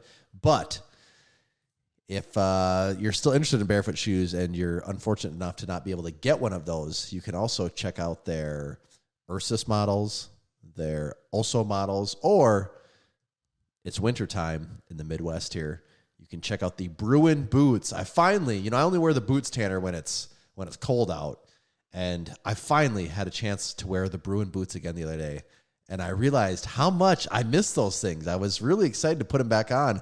Took the dog for a walk, and I thought, man, first time they've been on my foot in, 9 months. These things are great. These are amazing. I wear the Bruin boots every day. You do. So you have a job to wear them to work. Right. My life revolves around wearing I just started wearing pants for the first time in like 8 months here just the other day. So weather update, though, you say it being cold, it's really nice right now. It's like next week, actually, I wonder what the forecast is for December 9th. It might be straight up nice, because that's actually a good question. Next week, some of the highs are in the 50s in western Northeast South Dakota. I'm looking here. This is showing next Friday in Crew Falls, high of 49 degreys. Yeah, it's going to be nice. That's beautiful weather. Freaking awesome. People were worried about, coming what it's going to be like in December in South Dakota. Like we're getting a treat. Big Jeff, I think, ran the weather bot in the Discord the other day, and I was like, pretty cold up there, and I'm like, actually, we've been lucky. It's been so nice. I took the dog for a walk today at noon, and this is amazing weather. You don't even need to babysit a coat. No, you really wouldn't have to wear a coat if you didn't want to. It's that nice out. If you were not into babysitting, you would not have to babysit one. Nope, you would not at all. Should we do a little supporting member segment then too? Yes, let's do that. And I have another thing I'm going to be looking for while you're doing that. Okay. Yes. My other thought here, and this is crazy. We haven't talked about this, and you might have to tell me from the technical side of it if we can even do this. But I just wondered, we've got, I don't know, there's maybe about 10 people listening live right now. Is there any way, after supporting members, is there a way that just for like a few minutes we can let everyone on, and then can you then mute them and shut them all back off? Or is it like opening Pandora's box and we can never get rid of them? No, I can mute people, so I could turn them on for a few minutes if we wanted it to be a free for all. Yeah, if I just have to ask everyone to unmute. It's still on them if they would like to. Okay. Yeah, and that's and nobody has to feel obligated. It would just be the ones that want to maybe hop in for just a couple minutes and just get a little free for all. But I would say if you're going to go audio, that we also have to see your video too, so that we can associate what's going on there. Just for a little, maybe what the Joker, he says he likes to introduce. Sometimes you got to introduce a little chaos. Mm-hmm. Maybe we're too. And that's what we do. We're too uniform in this 40-point we're gonna flip it on rundown. its head. We're turning into Chris Duffin going over our PowerPoint slide. Maybe the PowerPoint's coming out, baby. So first, supporting members. This is a relatively new segment of the podcast. We do it every single week, where we like to give back to those that support us. Hey guys, Tanner from Massenomics here. Whoa. Oh. What's going on right now? My button slipped, and I was going to play the Drink Spotter ad. Oh, did you hear that or not? I did. Sometimes I know you do. Maybe let's hear a little bit of that. Actually, hey guys, we'll save that. I got that. We'll save that for that comes up here later, and then also Good Morning Vietnam. Okay, man. Well, I forgot what some of these are. Who the fuck said that? That one would have been applicable right there, actually, also too. I just got to see here. Who is he? He's an asshole, sir. I know that. What's his name? That is his name, sir. Asshole. Major asshole. Major asshole. One more. I just got to check and see what this button is. Yippee-ki-yay, motherfucker. Oh yeah, the classics. They're all in there. Yippee-ki-yay, For motherfucker. people that don't know, Tanner's hitting all the pads on his soundboard right now to figure out what's sitting in there. I'm going to keep one of those in my back pocket here for later, though. But so supporting our supporting members, you can get in on this. Just become a supporting member. We'd love to have you sign up. If you're listening to this freaking episode this long and you're not a supporting member, What are you doing? do it. $3 a month. You know, you can get in at 3. You can get in at 6. You can get in at 20. But $3 is it. And it helps us keep this thing ticking. But Jordan Wong was on Table Talk. I listened to it. Awesome episode. I got to get in there and listen to that one. That looks. It was, you know, especially since we kind of know Jordan and since he's in the crew, particularly enjoyed it. But it was a great episode. But I like listening to Jordan. He does good, and he did awesome on Table Talk. And there is something about listening to Table Talk after we've been on it. I'm getting ahead of myself on everything. We'll talk more about that too. Then Big Ryan. He was second place in a Highland Games / strongman competition. Big Mikey got married. So congrats on the funeral. Oh man. Am I right? Oh, the funeral. And then Big Love Lady was the newest. Oh, they welcomed the newest crew member. So we got one person getting married and then got a new baby. Wow. New baby. How last month of you, if you ask me. Oh, you too, cool, huh? Like 1 month ago. No, but congratulations on the new crew member. That's always cool. And then this week on the Unpaid and Underrated podcast, they did their draft. I guess we'll talk more about that later, but check out Unpaid and Underrated podcast. So those were our supporting members of this week. I have something that kind of ties into this segment. About a month ago, Big Nathan Green sent me a message. He had some stats for us in honor of the 400th episode.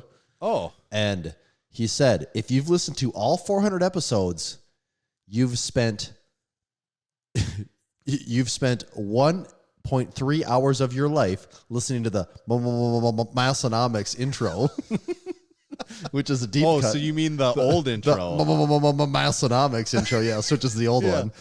Yeah. So, yeah, if you listen to every episode, 1.3 hours. 1.3 hours, listen to that.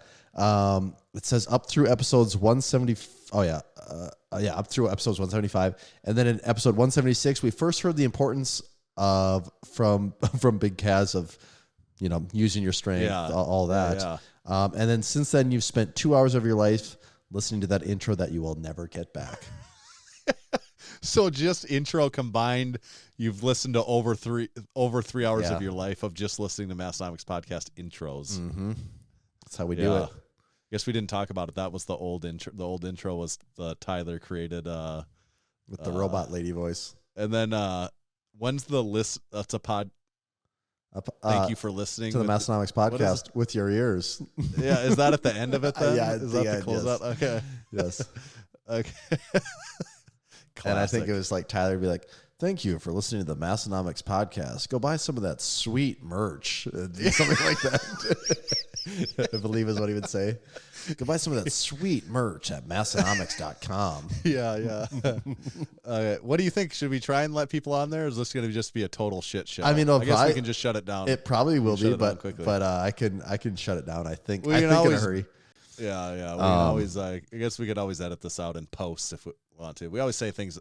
It's easy to say. We'll edit things in post. Oh we don't God, do that, yeah, do we? it's not easy to do. But here goes nothing. All right, let's see if we. And they have to. They get the final say if they want to come in, right? They do. Yes. Okay. All right. I'm asking everyone to unmute. We'll just see if could any be of them bad. want to get in on this. Oh my! Massenomics. Oh boy! Yeah. Should I ask them if they want to start video too, Tanner? Yeah. Let them see if they want to start video, because that way we could put a face with the name on some of these. Although I think I know most of the faces with these names, the people that are here live, or are we not capable of doing that? Oh well, somehow who is this here? Big mechanic guy somehow always gets his face in there first. Oh, I couldn't see it. I can't see him. Can you see him right now? I did It's for a a second. thumbnail. Let's see. Allow. Oh, here's the button. Now they can start video. All right. Let's If see. anyone, who do Oh we got? boy, here we go. Okay. We've got Scance, Jonty, Big Moto, Big Joey, Big Zach from right here in Western Northeast South Dakota. He's not phoning in from too far away, is he? Oh, Big Matt. He looks very retro over there. Hides my unfinished basement. Yeah. No, I just like the picture that actually is your basement. Yeah, I painted it back behind me. This is just an extension of supporting our supporting members right now, so we just wanted to support all of you. Big Jonty, where are you at? Oh, we can't hear him. But isn't Jonty? It's light out wherever Jonty's at. Yeah. What's Did he have a land down under? Yeah. And there's Big Keith joined also. So, well, we can't hear Big Jonty. How's his Wi-Fi? It goes see, it's not reverse. working. You can't hear him. Scance, how's it going in Canada, and Joey for that matter? All good, boys. Dark, cold, full of keys. Got my Keats. Feeling really supported right now. It was the video was blurring your Keats like it's like not safe for work. I saw that. It's actually a dick. Scance is wearing the Raw Power crew neck sweatshirt there. That's a classic. Rocking some OG deadlifter koozies. One of the Davids is here now too. He decided to join the party. Let's see. Matt, are you training for the strongman? Are you training for the strongman? Yeah. That's the room. Ursanomics from Big Moto. Good. Look at those feet. I knew those feet were going to come out. It had to. It was only a matter of time. All right. Well, we thank you guys for supporting and choosing to listen live, tune in live. Makes it more fun for us, and thanks for helping us on this road to 400. It's all good. Happy to be The here. next 400. Yeah, for 400 more. What do you think the odds of that are, Tommy? We'll see you again in 400. I mean, it's like 520 in Canadian. So Keith, we'll see you in a week. We'll all be older than Scance by then. Yeah, we'll see Keith in like a week. We hopefully see. I think. Yep, I'll be there. The rest of you outside of Big Jonty, you would have a little bit farther trip than the rest, but the rest of you, we should hopefully see you guys in July. Well, no wait, Joey, we'll see you in March for sure. Joey, we'll see you in March, and then the rest of you hopefully in July. And Big Jonty, we'll see you the next time we're down under. Down under, you can show us around. All right. Okay, now do I got to mute them all and kick them out again, Tanner? This could take hours.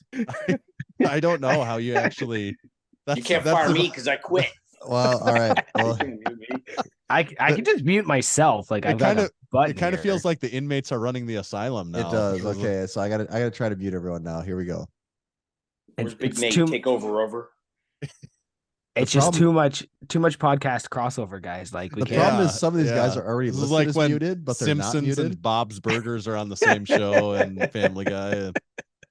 Oh, looks like I'm still left on. Thanks, boys. Anyways, now we get rid of the riffraff. Now finally we can keep this. Let's start talking shit. Us and the Canadians and Keats. Yeah. No, Scance is taking over. We have to stop him. All right. Oh, now we just got the full unpaid. Oh yeah, well it's that's gone. Purely coincidence. There was just a I moment. split audio, boys. I'm still good to go. Oh, why?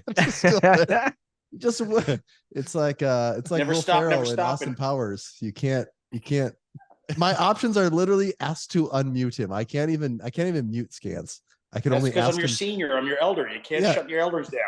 It's just the power Keith has. Or Same thing, Big Joey. Why are you not muted? Because I like to party. Oh, It's a man. Canadian thing, boys. I'm sorry, but that's just the way it goes. Yeah, your mutes are lost in Carol's stream. Oh, Bye. God. All right. All right. See you guys. Okay, I hit stop there. Tanner, I don't know if we're actually. We'll just. Well, at the very least, they're not on our track, so they won't be recording anymore. And should we keep them around for 10 more bullet points and then kick them off at the 30 mark? Yeah, And, that's fine with me. Then we'll let them. They got to have something to be intrigued about. Of what are possibly the last 20 and the last 10 for that matter. So, back to our list. We're to 21. We're halfway through the list. 21 guns. This is a stupid question. Is that Green Day? That is Green Day, okay. yeah. Okay. I mean, I know that, but for some reason I was second guessing that for a second. Yeah, that's a good song. Is that a later Green Day? I think album? that was all American Idiot. I think that was 21 Guns, American Idiot, Wake Me Up When September Ends, all that stuff. I think that was the American Idiot album.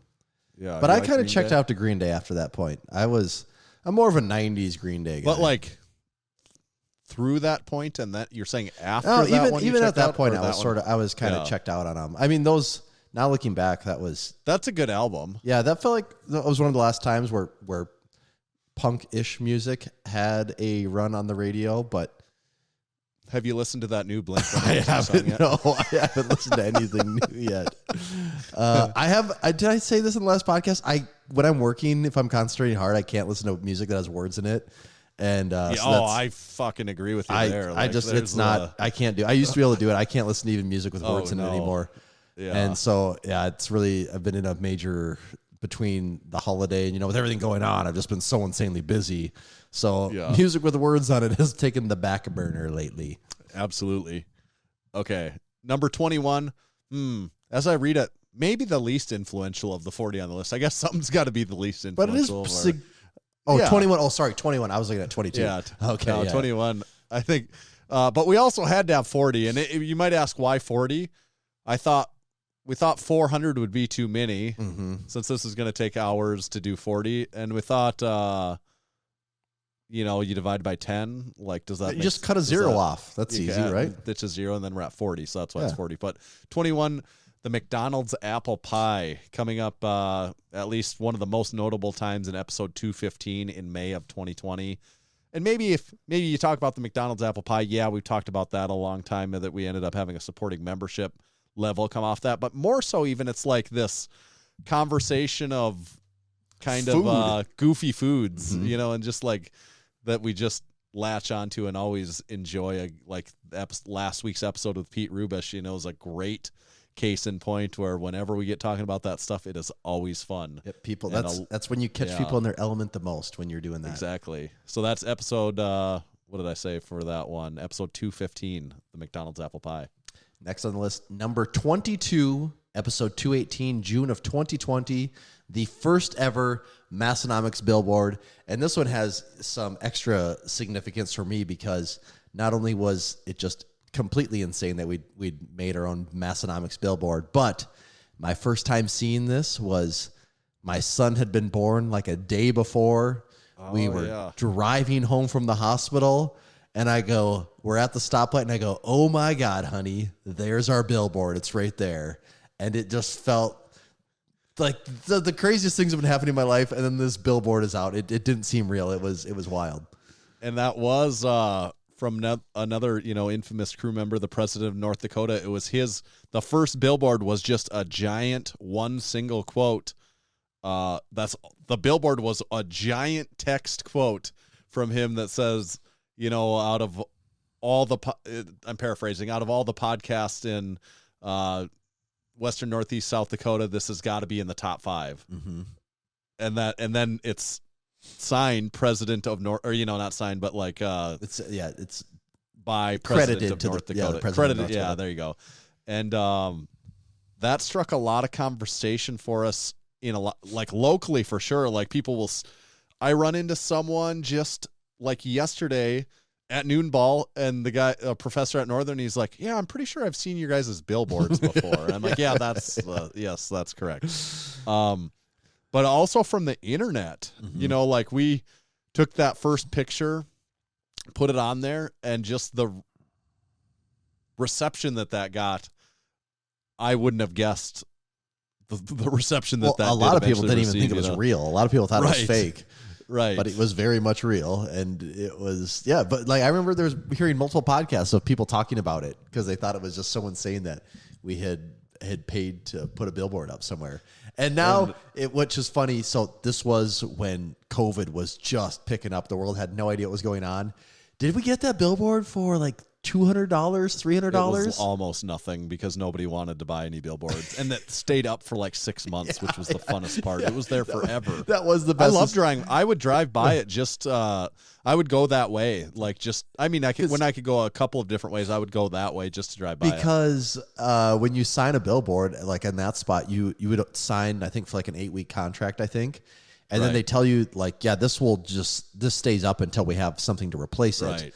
And they don't even really tell you that. They just because I don't think they want you to think you might get extra time. But like, that is how that system works. Yeah, right. And it was hilarious how long it stayed up. Like that was turning into the joke. Is this thing just never goes away? It was really sad when it was like someone was like the billboard's gone. I'm like, no. It was up for so long though. That thing just. I thought for sure we'd get maybe 2 months out of it, and it just kept going and going.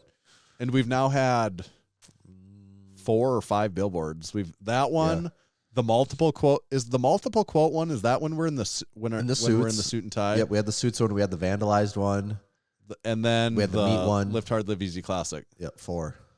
And we've got is there any way for the next Lift Hard, Live Easy Classic that we don't have a billboard? I would say like it's hard to believe unless billboard prices get really crazy. Then that really wouldn't. So billboards used to be tied to podcast reviews. Like every 100 we'd get a billboard. Now I really liked having it for the Lift Hard, Live Easy Classic because everyone could get their picture by it. So it's almost like we got a landmark thing.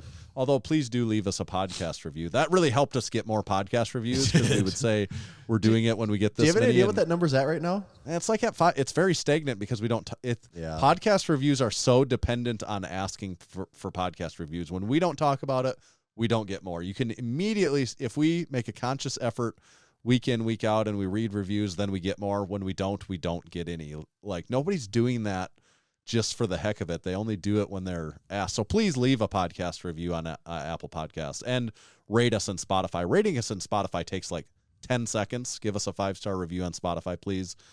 Leave us a 5-star review in Apple Podcasts. We really would appreciate it. So yes, drop one in there. Then number 23, a pivotal moment here. We're to episode 220. This is June of 2020. Kind of a scary day.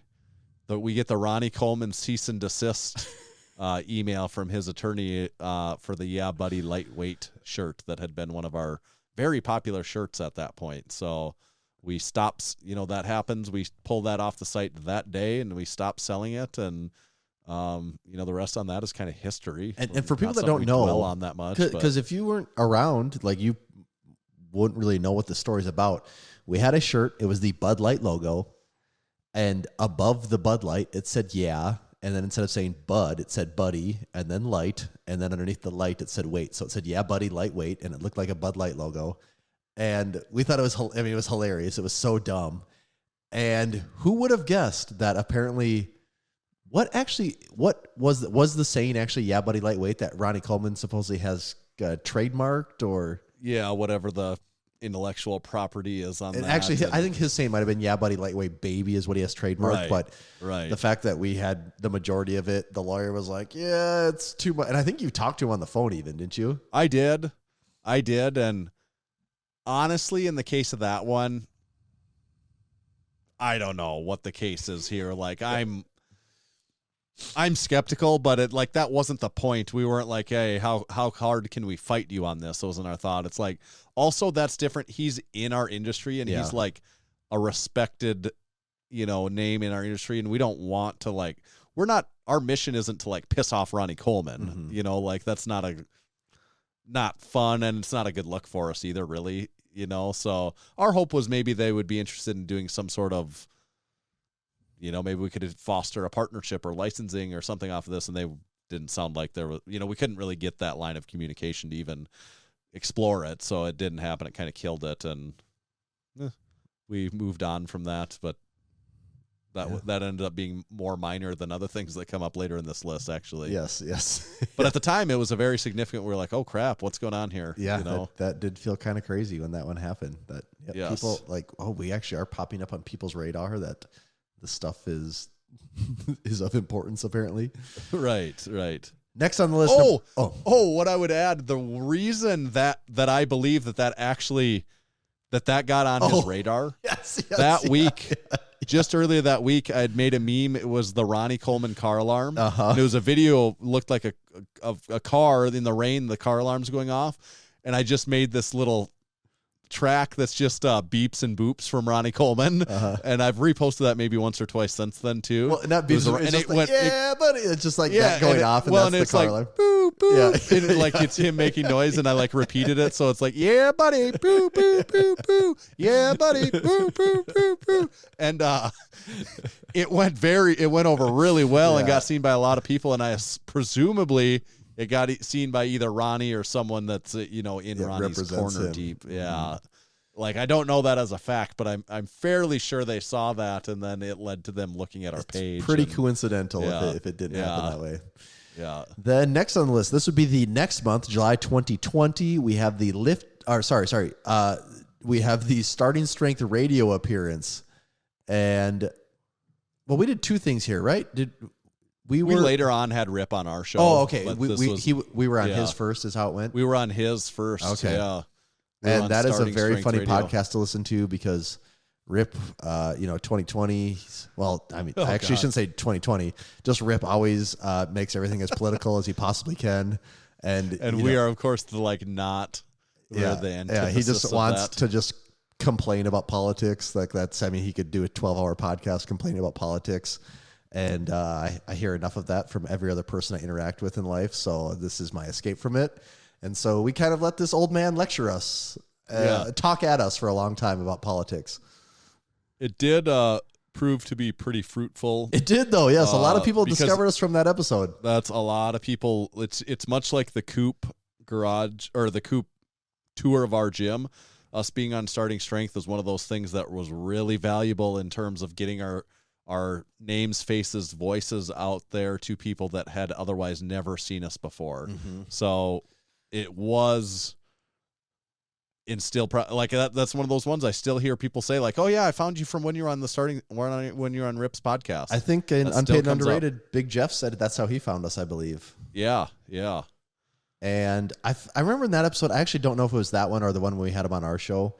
I remember thinking we didn't even hit our stride in that episode until we got to Overrated, Underrated. We could finally ask some goofy questions. And I think one of them was sirloin, I believe. We got some good answers from him out of that too. Yes. There was some good. I'm trying to we did get to some really fun conversation. To me, that was like, okay, finally this episode is where it should be. And like, that was the redeeming factor of it, is that we had some goofy fun at the end there. And that did get fun there too. And we did, well, I remember when we had him on ours, we did comments from the haters with him too, where we had him read. We had sent him some negative comments that listeners have left us before, and he read those comments. Yes, and that was a lot of fun too. Yeah, because we were in a little more control where we could change the direction of the show a little bit more. I like that. Right. Yes, that was good. Right. Yeah. That was fun. Yeah, that was fun.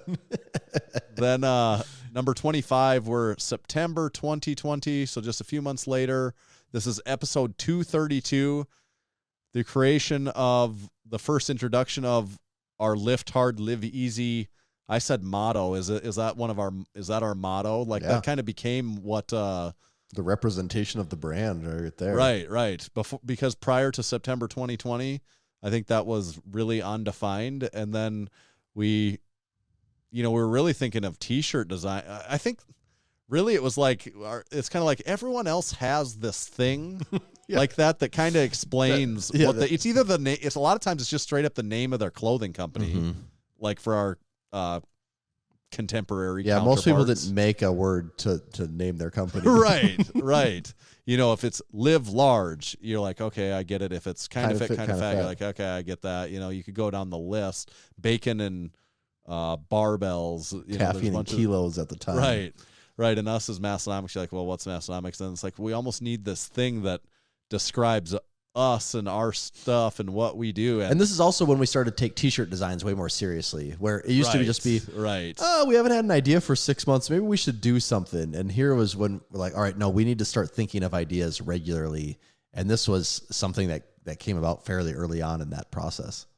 Yeah, and I'll be damned if we didn't hit the nail on the head with that one. It actually is crazy how just relevant that one has been. Yeah. I mean, even more relevant as time goes on. Like, it's the perfect name for our strength event that we hold here in Western Northeast South Dakota. That's what it is. Like, it's such a good descriptive name, especially if you're someone you were here to it last year. You're like, that's the Lift Hard. It's the Lift Hard, Live Easy.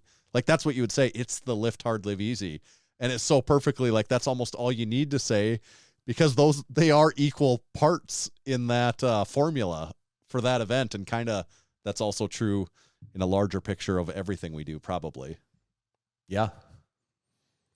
So I assume you came up with that at some point in time? Yeah. Like, I think we had a list, right? We did. Like, it was like all these variables. Yeah, of we were like playing with the this, opposites and like doing things, and we're like, well, yeah, we got the beer thing, which is like living easy, and I think actually what started was like lifting hard. It's like, okay, you go to the gym, you lift hard. Like, what's the opposite of lift hard? Like, what? Right. And then we got to the live easy, and I'm sure I could probably pull up a text file, because I remember we had a list of like 30 of these all written out, and we're like, what has the most potential here? I'm like, I don't know. Is this the one? This one seems good, I think. Yeah. But at the time, you don't know if like anyone thinks that's a good idea or not. And yeah, of course, now looking back, it was a great idea. Yeah, it was. Number 26, Tommy's New Aberdeen Studio. So this would be episode 241. This is when we actually, I would say, had the first like real studio where we had a neon sign. We had the walls were painted almost specifically to look good in that room. We had studio lighting actually set up with the intention of making us look as good as possible. We had a good camera. We had all the stuff. All the pieces were finally in place. We had new chairs. We had the chairs for a while. But besides that, everything else we did have the chairs already. Yeah, we had gotten the chairs. But besides that was like a baby step in thinking like we need to make it a little better. We had gotten those chairs. Yes, and so that's episode 241. Yeah, go watch episode 240, then go to 241. It's like, whoa, what happened? Night and day. And I remember on Jim McD and Silent Mike, 50% Facts. I remember Jim McD had a comment. He's like, geez, the Massenomics guys, how much money did they spend on that studio? That thing's crazy. Like, he even made the comment about it. Yeah. And you sent me the clip, and that was, at the time, I thought that was so cool. Here, even those guys, like, oh man, like people are paying attention to this. They think that they're recognizing what we do. This is amazing. Right. And then, we definitely put a lot of thought into that, and like a little bit of money. Like, there wasn't no money involved in that, but for as much better as it made it, like the investment isn't that like the investment, like for how dramatically better it looked after that, like the investment wasn't wild, for how much we got, between those chairs and like the lights we used, like, and like the lights we basically already had all of it. We just finally kind of put it all together in a way that looks pleasing. But that's also when you started recording it in the video with your camera. With the nicer camera, so that that's a big difference too, obviously. Because up until then, that camera. So I think up through episode 240, that camera that we used to first do what we talked about episode with Nick Tyluki, episode 30, we used that same camcorder for every single episode until episode 240. Tanner's camcorder. Yeah. Which is hilarious now if you whipped out the camcorder to go record something. Yes. Like, do people have those anymore? Not really that style, I don't think. Like, can you buy those new? You maybe can. Maybe. I don't know. They're in a weird spot because of what phones have done. Yeah, well, the only thing they have going in their favor is they are specifically made to record a long time, whereas your phone, a lot of people, you want to use your phone for something. Yeah, you want to use it, and then also like you don't want to record an hour-long video to your phone because it's going to take up all the space. So that is actually where camcorders do excel. Still, is that long recording format. Right. Number 27 then is from episode 247 in December of 2021, and that was our first contest. And it was contest became a bigger thing eventually for us, but it was the first Jefferson deadlift contest where, what was the parameters? Basically, like show us your best Jefferson deadlift. Whatever that is, and I still, a lot of those videos stick out to me in my mind of what was iconic. Who won that video? I know the Ho-Man was one of them with his like outdoor lumberjack one that was up there.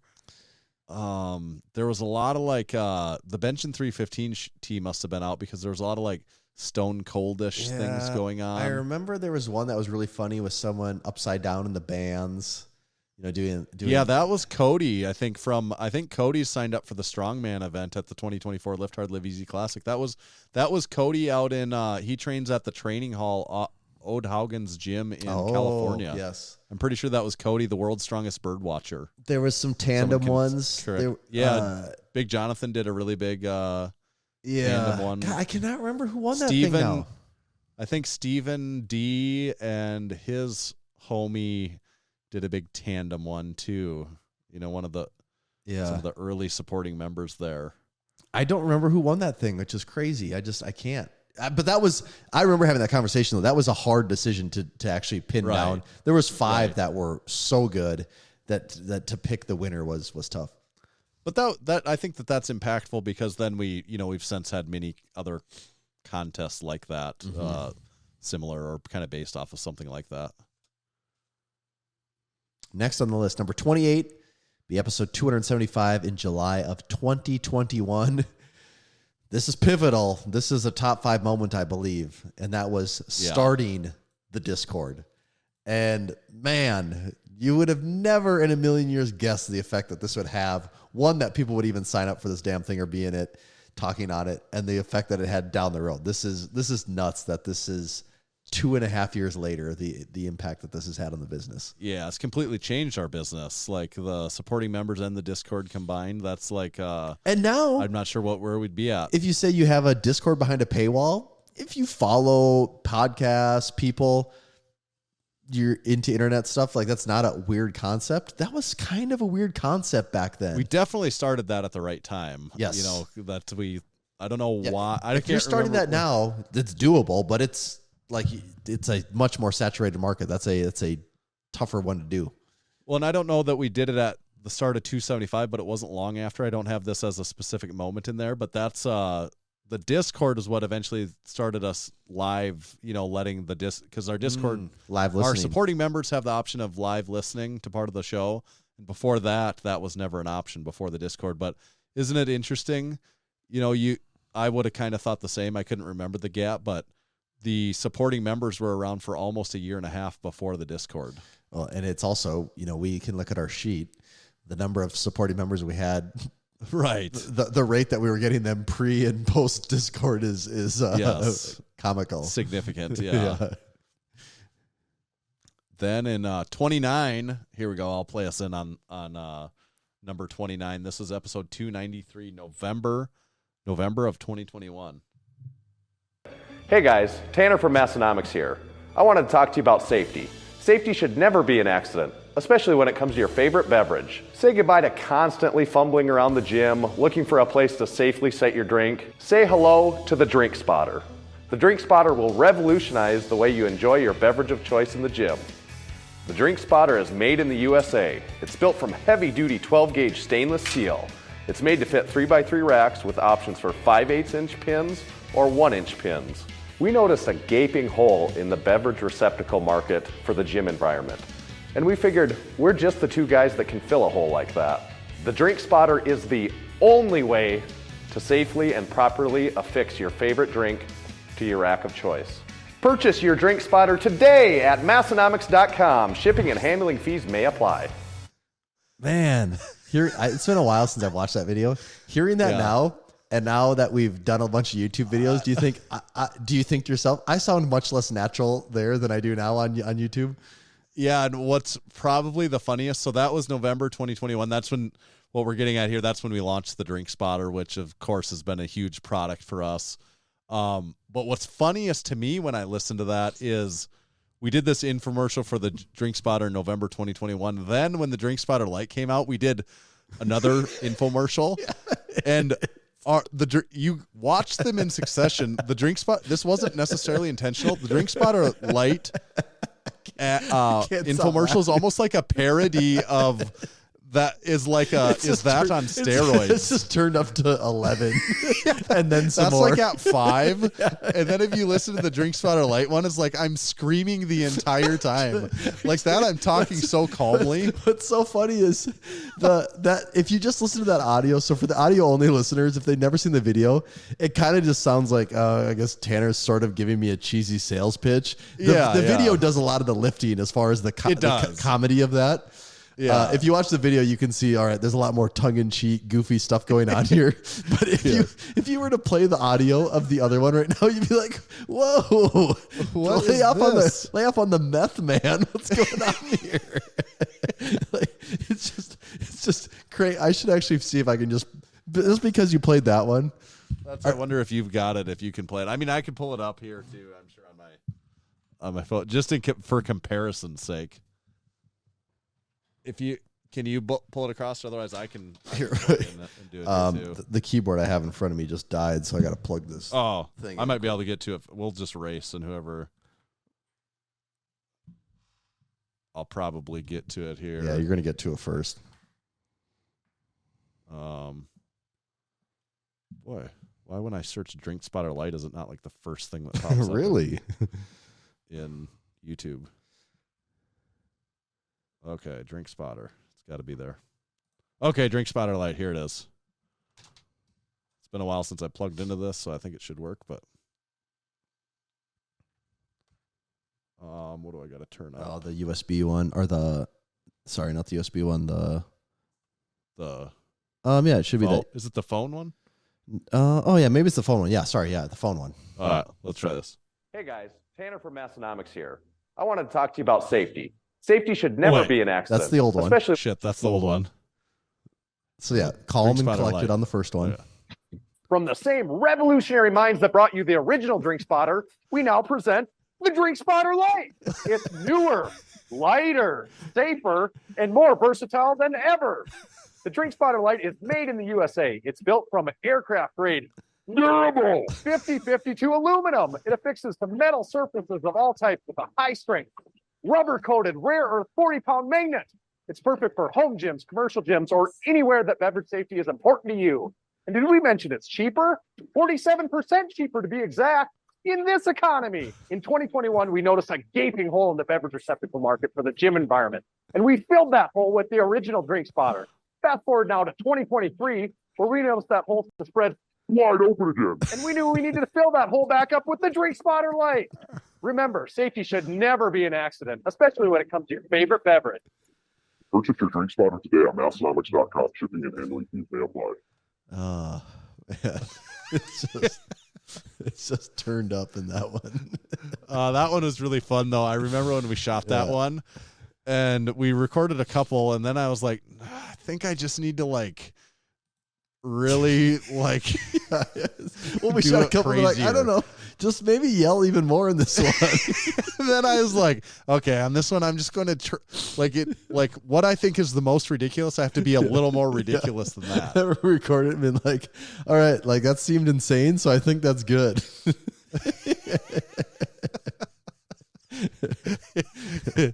It is funny, though, through YouTube, in that first one, I probably thought I was being kind of oh yeah, I remember thinking we were being really goofy on that first one. Yeah, you had that's why you see people do their thing that they're doing, and you have to do that because otherwise in YouTube you come off so flat and boring.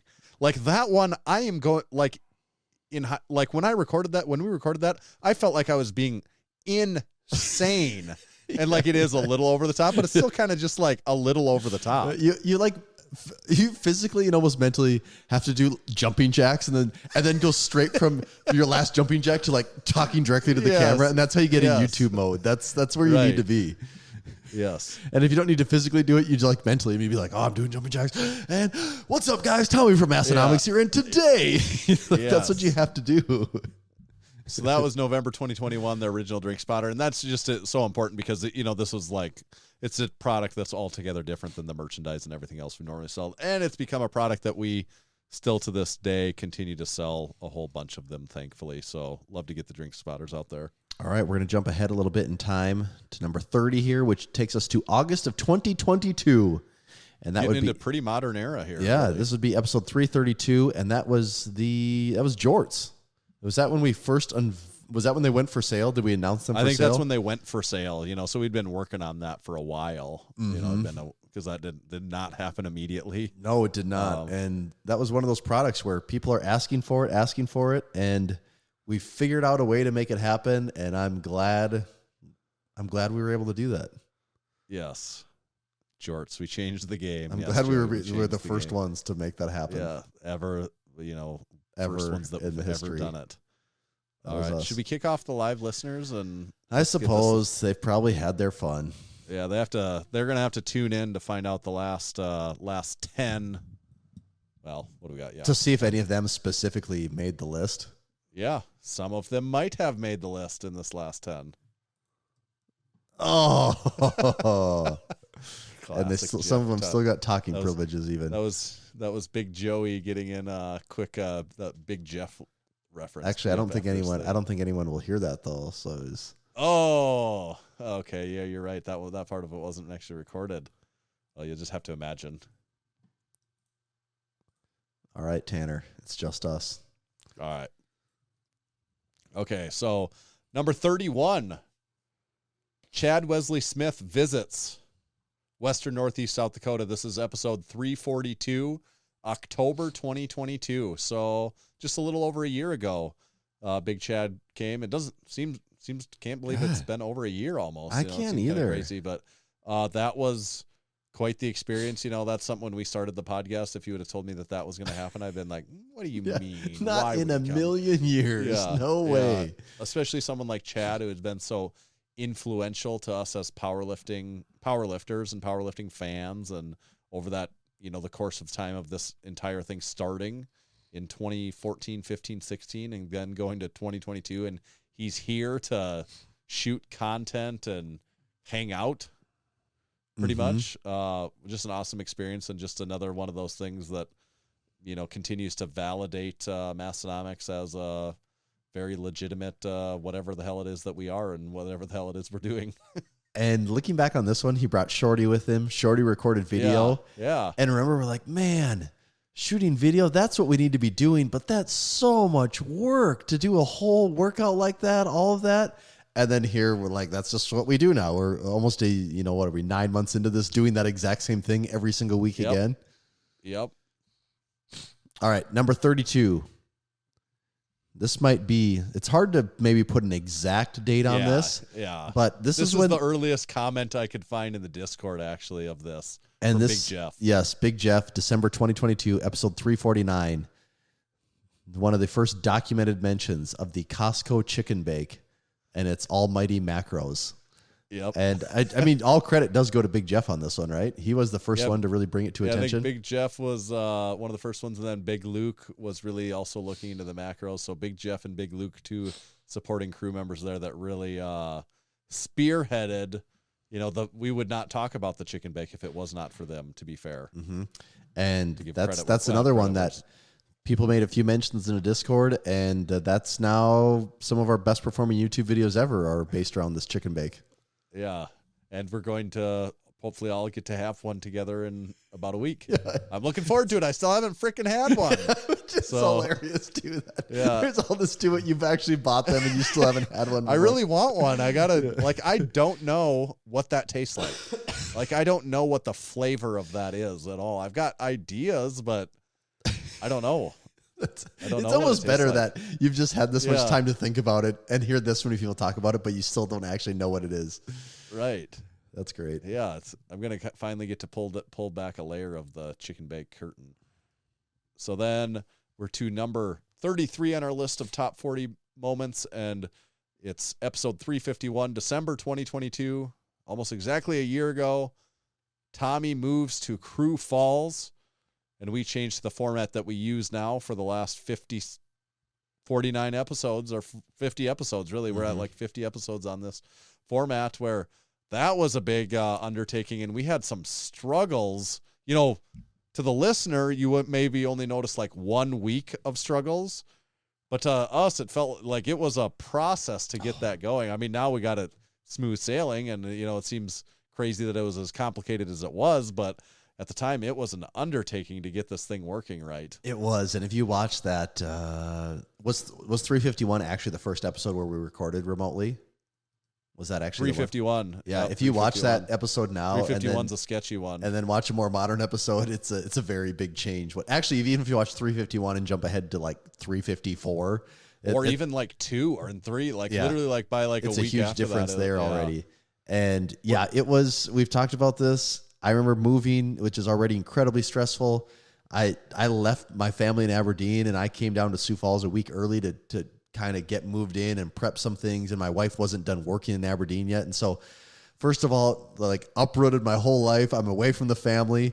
And also the podcast is like, what the hell is going on? Is this ever going to work? Did we just burn this thing to the ground?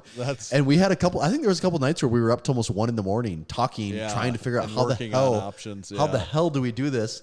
And it was one of those things where eventually we just decided, okay, we can solve this problem if you just throw a bunch of money at it. Where we basically, essentially we tried a week or two of not doing that, of trying to make it work as is. And then it was, honestly, I'm pretty sure it was after we recorded episode 351, because after we recorded episode 351, I remember that night feeling like sick because I was like, I had the same feeling. No, that did not work. I was like, that is not going to work. I don't like, that is not the podcast. If that's the podcast every week, it's just like preparing to go get beat up every single week. Right. And that's when, like, probably by the next day, it's like, no, okay, how much, what can we buy to make this work? And for people that don't understand, people that don't know what we're talking about, we didn't know the best way to record remotely. And so we were using, we tried to use this remote podcast software called Riverside. That a lot of people it's all over the internet and people hype it up and push it. And the lag on it, just from between internet connections and software things, and it might go good for 5 minutes and then it'll go awful for 5 minutes. And you can't have a conversation with someone when that's always happening.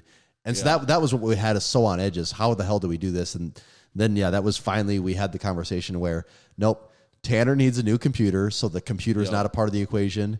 Tanner also needs to have his own video recording set up so that he can record remotely. Camera that records here every episode. And then we both went big on lighting too. Yeah, that we was got part of it too. Decent lighting because I mean, I don't know. We got these Elgato. So I guess we've never even talked about it. We got just these little Elgato streaming lights. Like lots of streamers have these things. And I don't know, we paid like $150 for 2 of these lights. Yeah. And the change that these 2 lights make is, if I turn both these off right now, you'd be like, that looks like shit. You're just recording in a dark basement room. But you pop 2 of these on, same thing for Tanner. You pop 2 of these on, and all of a sudden, it kind of almost looks like a podcast studio. Right. And I upgraded my internet from whatever it was to like a 500, what do you call 500 meg, meg. Yeah. Like, and then now I actually just have it I have a hardwire connection. Hardwire connection, which solves another. But it's like all the stuff at the time, it was like, how can we make this work without spending thousands of dollars and stuff? And you had to buy your own Rode video board too. That was right. So actually, true. Yeah, we have 2 of those. That was a crazy week. You bought an iMac, a Rode video board, a Sony camera. Yeah, we spent thousands. Yeah, we bought several. All these Elgato lights. We bought some RGB lights for behind us too. Yeah, we spent like, I don't know, $4 or $5 grand that week to try and get this podcast thing figured out. But and thankfully, then it worked. Yes, that did solve the problem. Yeah, and like we had to figure out. We had to figure out the system of natively recording both audio and video, and then even just the file sharing. Yeah, and then we had to upgrade our Google Drive. We had to upgrade our Google Drive to have a bigger account to accommodate you dumping like 80 gig video files to me every single week. Right. Yep. Just a lot of little things, but we got after that worked, the process has stayed consistent. Like it basically hasn't changed. It just you record all your shit. When you're done, you throw it on Google Drive. I know it's going to be there in about a day when it finishes uploading. I go and grab it, and I got my stuff to go. It works. And our audio is very on point. And if you watch, if you're a watcher of our YouTube video on the podcast, the video is very on point because they're both natively recorded. It looks great. So that was what number was that? 33? 33, yes. 34. 34. Molson Coors C&D, episode 354, January 2023.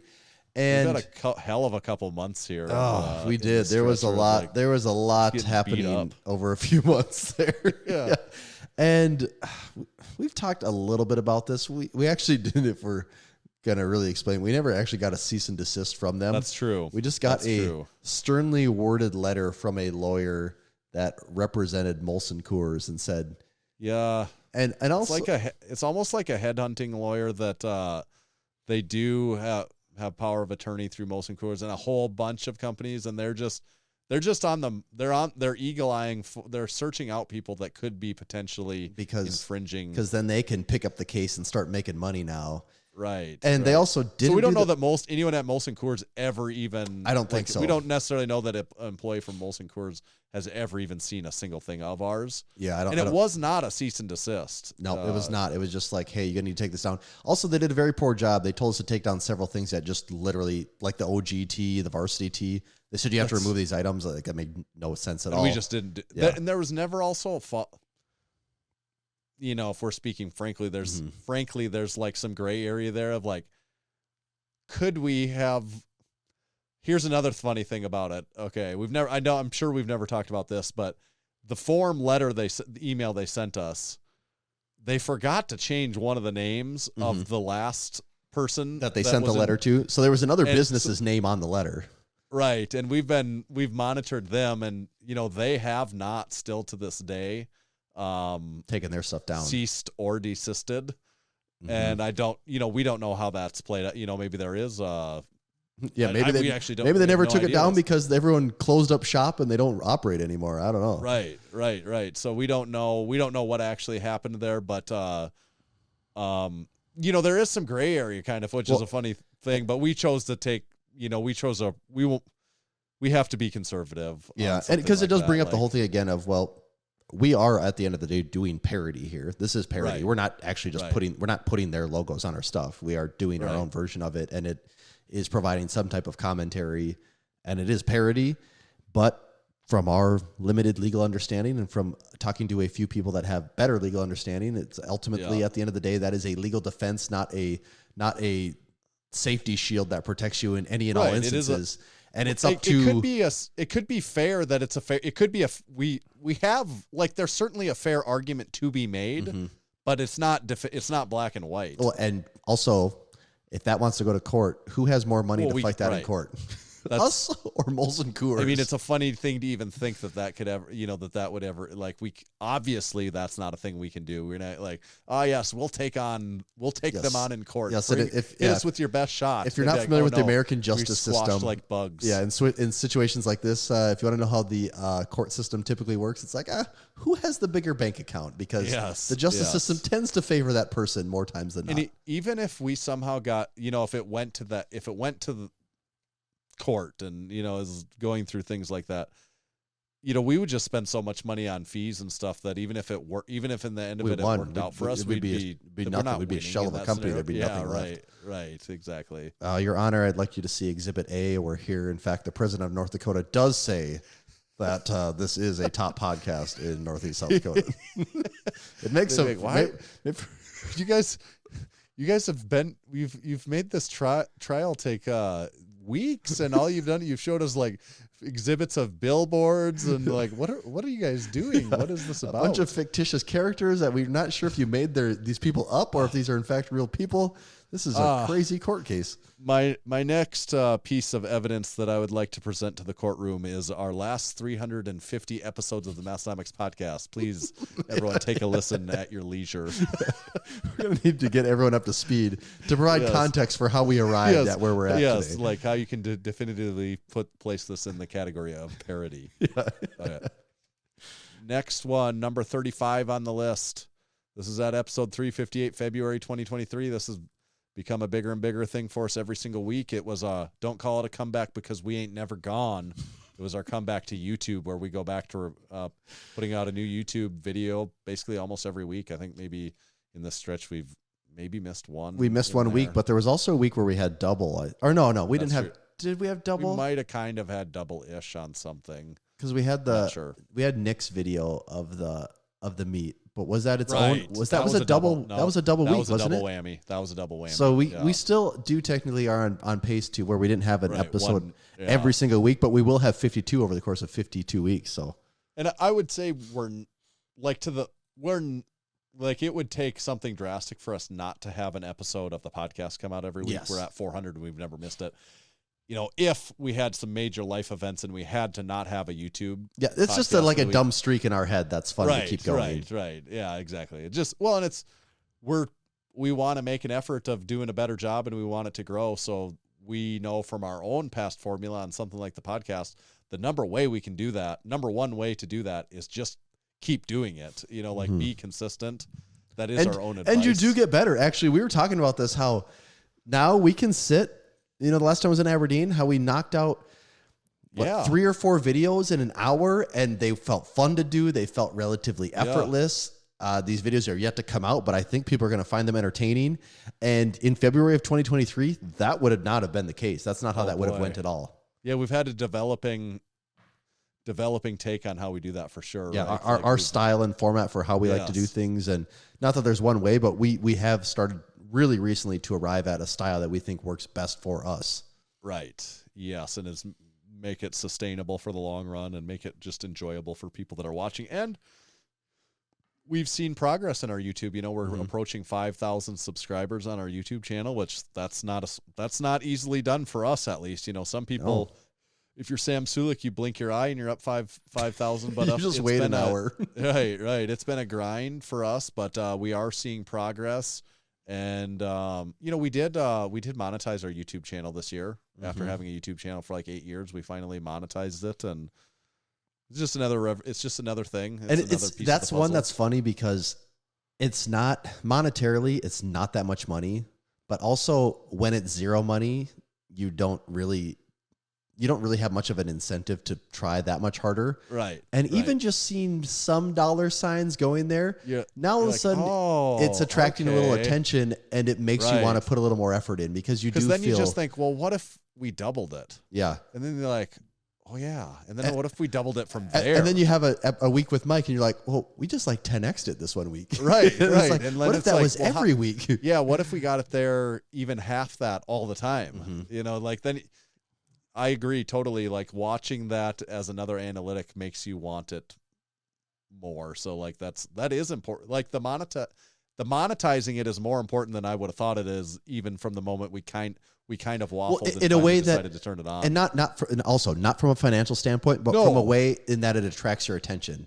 Yes, you don't pay attention to things that you don't that you don't know about and don't see, but having the money on where you see the dollar signs, it does attract your attention, and now you pay attention to it, and you put you whether subconsciously or not, you do put more effort towards it now, knowing that there is a reward there. And the money is just one tiny part of it. Right now, the bigger reward is just marketing and getting our name out there for more. Sure. And there is not to be clear, we are not making much money at all on it in the grand scheme of things, but it's still something, it's like, well, and I don't know, that starts to make it more worth our time too. It does. And I don't know if we would have, if we weren't doing this bigger YouTube push and the idea of trying to monetize things and grow the channel, I don't know if we would have done the Mike video if we hadn't taken that mentality to it. The YouTube has further incentivized us to do more other fun projects that I think our followers and it also, will like. This is looking ahead into 2024, but we have a few things that we would like to do in 2024, and they're based heavily around trying to promote the YouTube channel. And if we didn't have the YouTube channel, a few of these things would make no sense to do at all. So because of that, we can, spend more time creating content that we normally would not have any reason to do. Yeah, for sure. Number 36, the infamous Unpaid and Underrated podcast starts. That's episode 371 in May of 2023. And for people that don't know, Unpaid and Underrated is the sister show to the Massenomics Podcast. Yeah. It is the easiest way to explain it. If you really don't know, it started as, you could say, a fan show to the Massenomics Podcast. They talked about things that we talk about on the podcast, also things that are happening in the Massenomics world, but they have a crew member on every single week. So it's a chance for you to get to know some of one of our supporting member, crew member. Yeah, it's a good chance for you to know other people in the crew every single week. And it's hosted by Keith and Joey. Yeah, and Big Nate runs the technical side of it. So it's all crew member. What do they say? It's a show for crew by crew, which is 100% true. It's all crew member. When we say crew members, everyone should know that's the Massenomics supporting member. They're crew member, CRU. And it is by them, for them. And they've now done, I think it was episode 29 this week. So they've gone 29 straight weeks with publishing an episode every Tuesday. So the Massenomics podcast comes out on Monday. Theirs comes out on Tuesday every week. So it's like the follow-up to it every week. And got to give credit where credit's due in the sense of just doing 29. Like we're at 400, which is a ton, but most do not make it to 29 episodes. And to do one every single week and have them be of a audio quality, just like where you like, yeah, this is a professional product, being put out, and just to hit that. But so why this is on our list, I mean, like if you say this, we've done it so long or developed enough of a hardcore audience that there's a spin-off podcast of our podcast. Mm-hmm. How many? That's how many even crazy. big podcasts have that? Most big podcasts don't even have something like that. Right. So that's crazy, and it becomes kind of their own thing over time. But had our podcast not existed, this wouldn't exist. These people wouldn't know each other. That they wouldn't have have this thing. So it's pretty cool. It's pretty crazy, really, if you think about it. The Massenomics podcast. Like that's the one that unites all of us. Like if you have kind of friends that are, or even family that barely understand Massenomics, try to explain that one to them. Be like, there's this podcast that's kind of like about our podcast. Where they have people that are part of our supporting members on their show every single week. And they're like, what do you mean they're supporting members? Well, they're in our Discord. What? Yeah. Try to explain that one. Oh, Tanner, what's I'm on number, or you're on 37, that's but me. Okay. Man, 37 sure makes me thirsty. Beverage number 3, round baby. 3. Oh, I got just a smidge left of beverage number 2. I'm going raspberry bubbly here. Yeah, wash it all down, right? Okay, 37, not very many left. Number 37, this is a big one. Come at episode 382, July 2023. You guessed it, the 2023 Lift Hard, Live Easy Classic, which we talked about the very beginnings, the early Massenomics Strongman Showdown way back in episode, whatever that was, 21. That was back in 2016, and now we come to 2023 where we do our first powerlifting meet right here. This has been very fresh. If you've been listening, you know all about. And almost 7 years exactly. Just a couple weeks short of being 7 years. Yeah, from our first one. So we did that 3 years. So yeah, this would have been 5 years after our last event like that. And I mean, it was kind of a home run. It went awesome. Like I couldn't have imagined how well it was going to go. Exceeded every expectation we had. And in terms of it being a cool powerlifting meet, but also that literally is like we talked about the Lift Hard, Live Easy. That was 50% of it. The hanging out, the partying, the meeting and greeting, that was just as important as the powerlifting. Oh, getting to finally meet so many of these people was a game changer. And then, we are deep into the plans of the 2024 Lift Hard, Live Easy Classic. A lot of those details have been hammered out. And did we ever talk about the fact that we opened up registration and never actually even went to the public? I don't know if we talked. No, I don't think we talked about it. We were joking how that would be funny, and that happened. Yeah. And it kind of came and gone, and we didn't even hardly discuss it. Yeah, so 2023 was 60 powerlifters. 2024 is 90 powerlifters and 20 strongman competitors. So we went from 60 to 110. And what we did is we opened it up to just Massenomics supporting members and Massenomics gym members. And we filled all 110 spots in like 3 days. Yeah, and it never went to the public. The general public never even had a chance because it was full. No, because we were going to give that group a week, and it was full well before that week came up. So, people could get on the waiting list now if you want to. That doesn't guarantee anything, of course, but the general public could get on the waiting list if you wanted to get in on the powerlifting meet. A deep yeah, list. It's crazy. Yeah. Number 38, one for the history books. September 2023, episode 393, Massenomics appears on the Table Talk podcast, and we go to Dr. Mike's compound in Michigan. Yeah. And what a trip. I would have never in a million years thought we'd be making a trip like that just for essentially media content stuff. And we did it. And at the time, you're thinking, I don't know. I hope this goes good. I hope one, people want to watch our episode. You don't want to be the guy that has the lowest viewed episode of Table Talk ever. And on YouTube, it's pretty easy to look up that and see how numbers perform. So it's really putting it out there. And then also you go to film with Dr. Mike and you think, I don't know, is this worth it? Is this worth our time and effort to be trying to shoot videos with these people? Is anyone going to care? And both of those for us, as far as we're concerned, were absolute home runs. They were amazing. The Table Talk podcast went great. It was so much fun. I really felt like it was just a once in a lifetime experience to be there and see it in person, do it, be on the other side of that camera.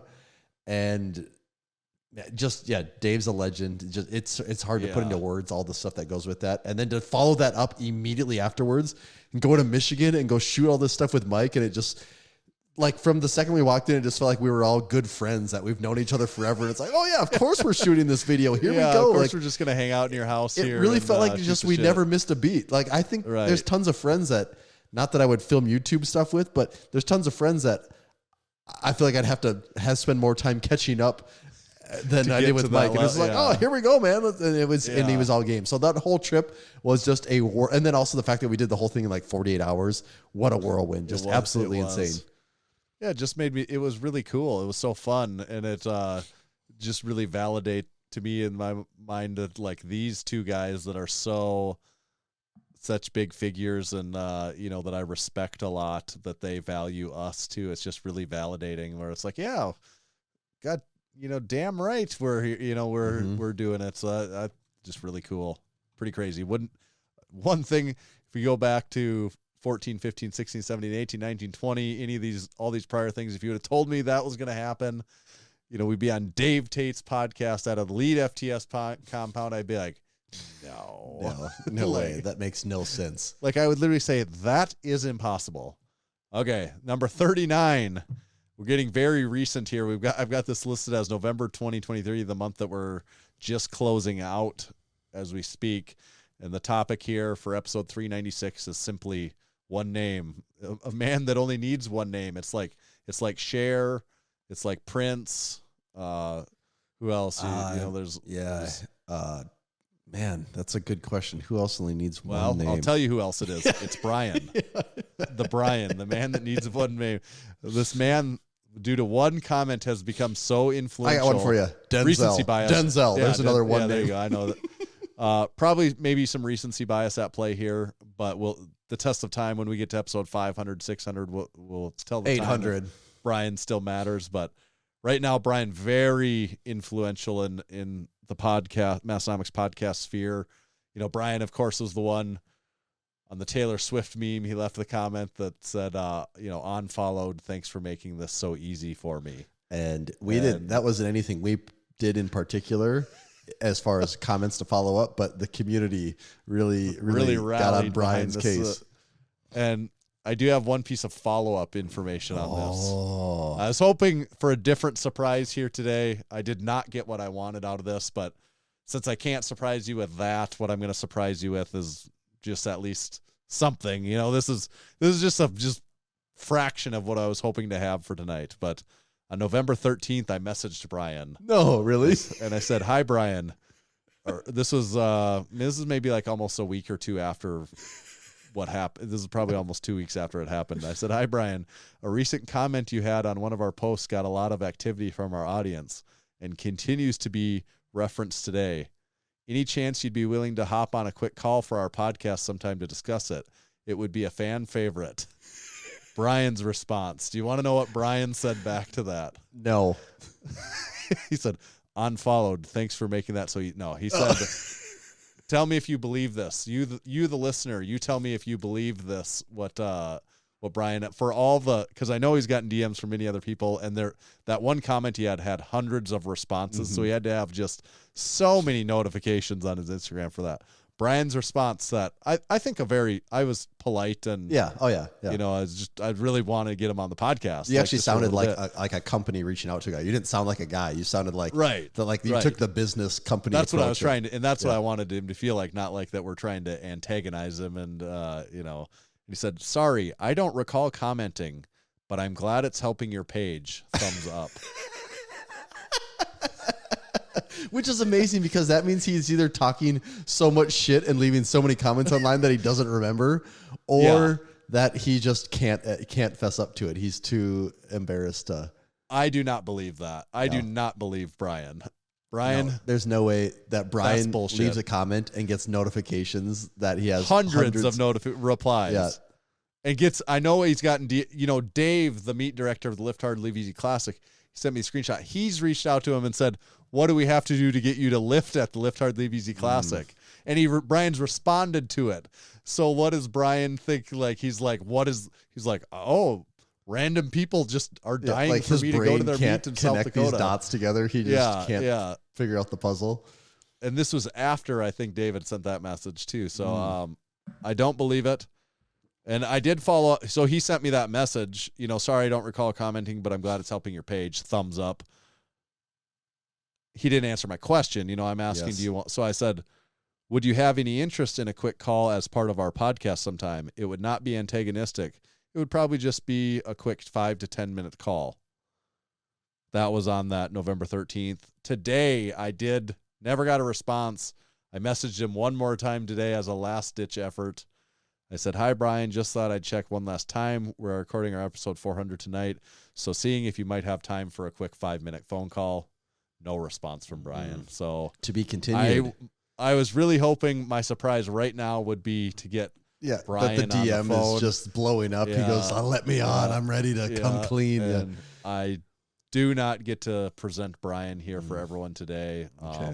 But we did get that Brian story.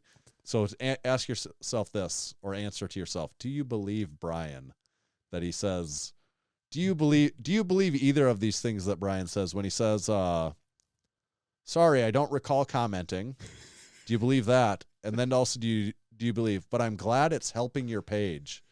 Do you think he's glad it's helping our page just as much as it is that everyone's loving this negative comment that he left so much that it is actually helping our page? Do you really have no curiosity that if, let's say you give him the benefit of the doubt and I just left a random comment on a business's page somewhere and somehow it blows up and I'm getting hundreds of replies and I ignore it.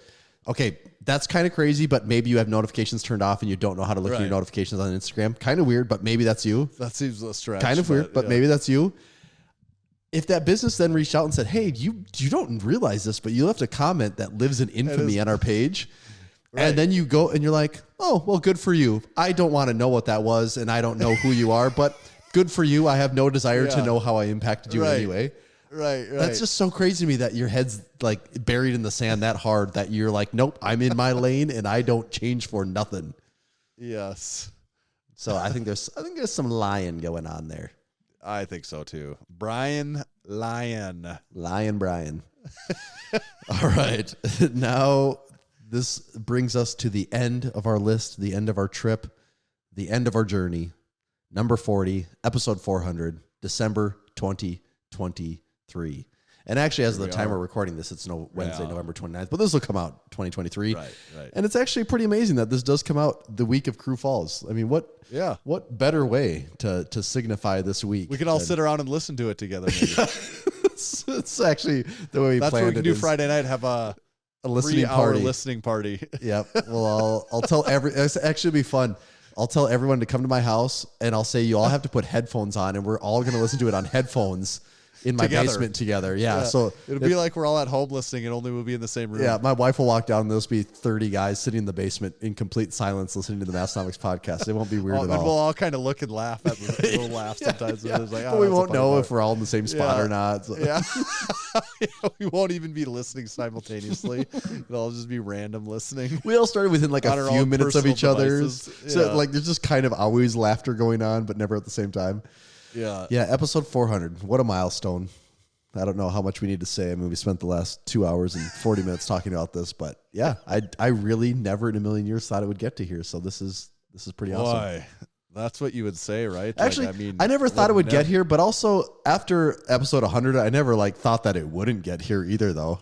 I'd even say by episode, if I really got serious, if I'm by episode 200, I guess I probably would figure we would almost make it to 4. But it's just, it starts even now. If you ask me how long it's going to go, well, I don't see any reason for it to stop. But then I also just think, well, but it has to stop someday. It has to stop like sometime. it doesn't.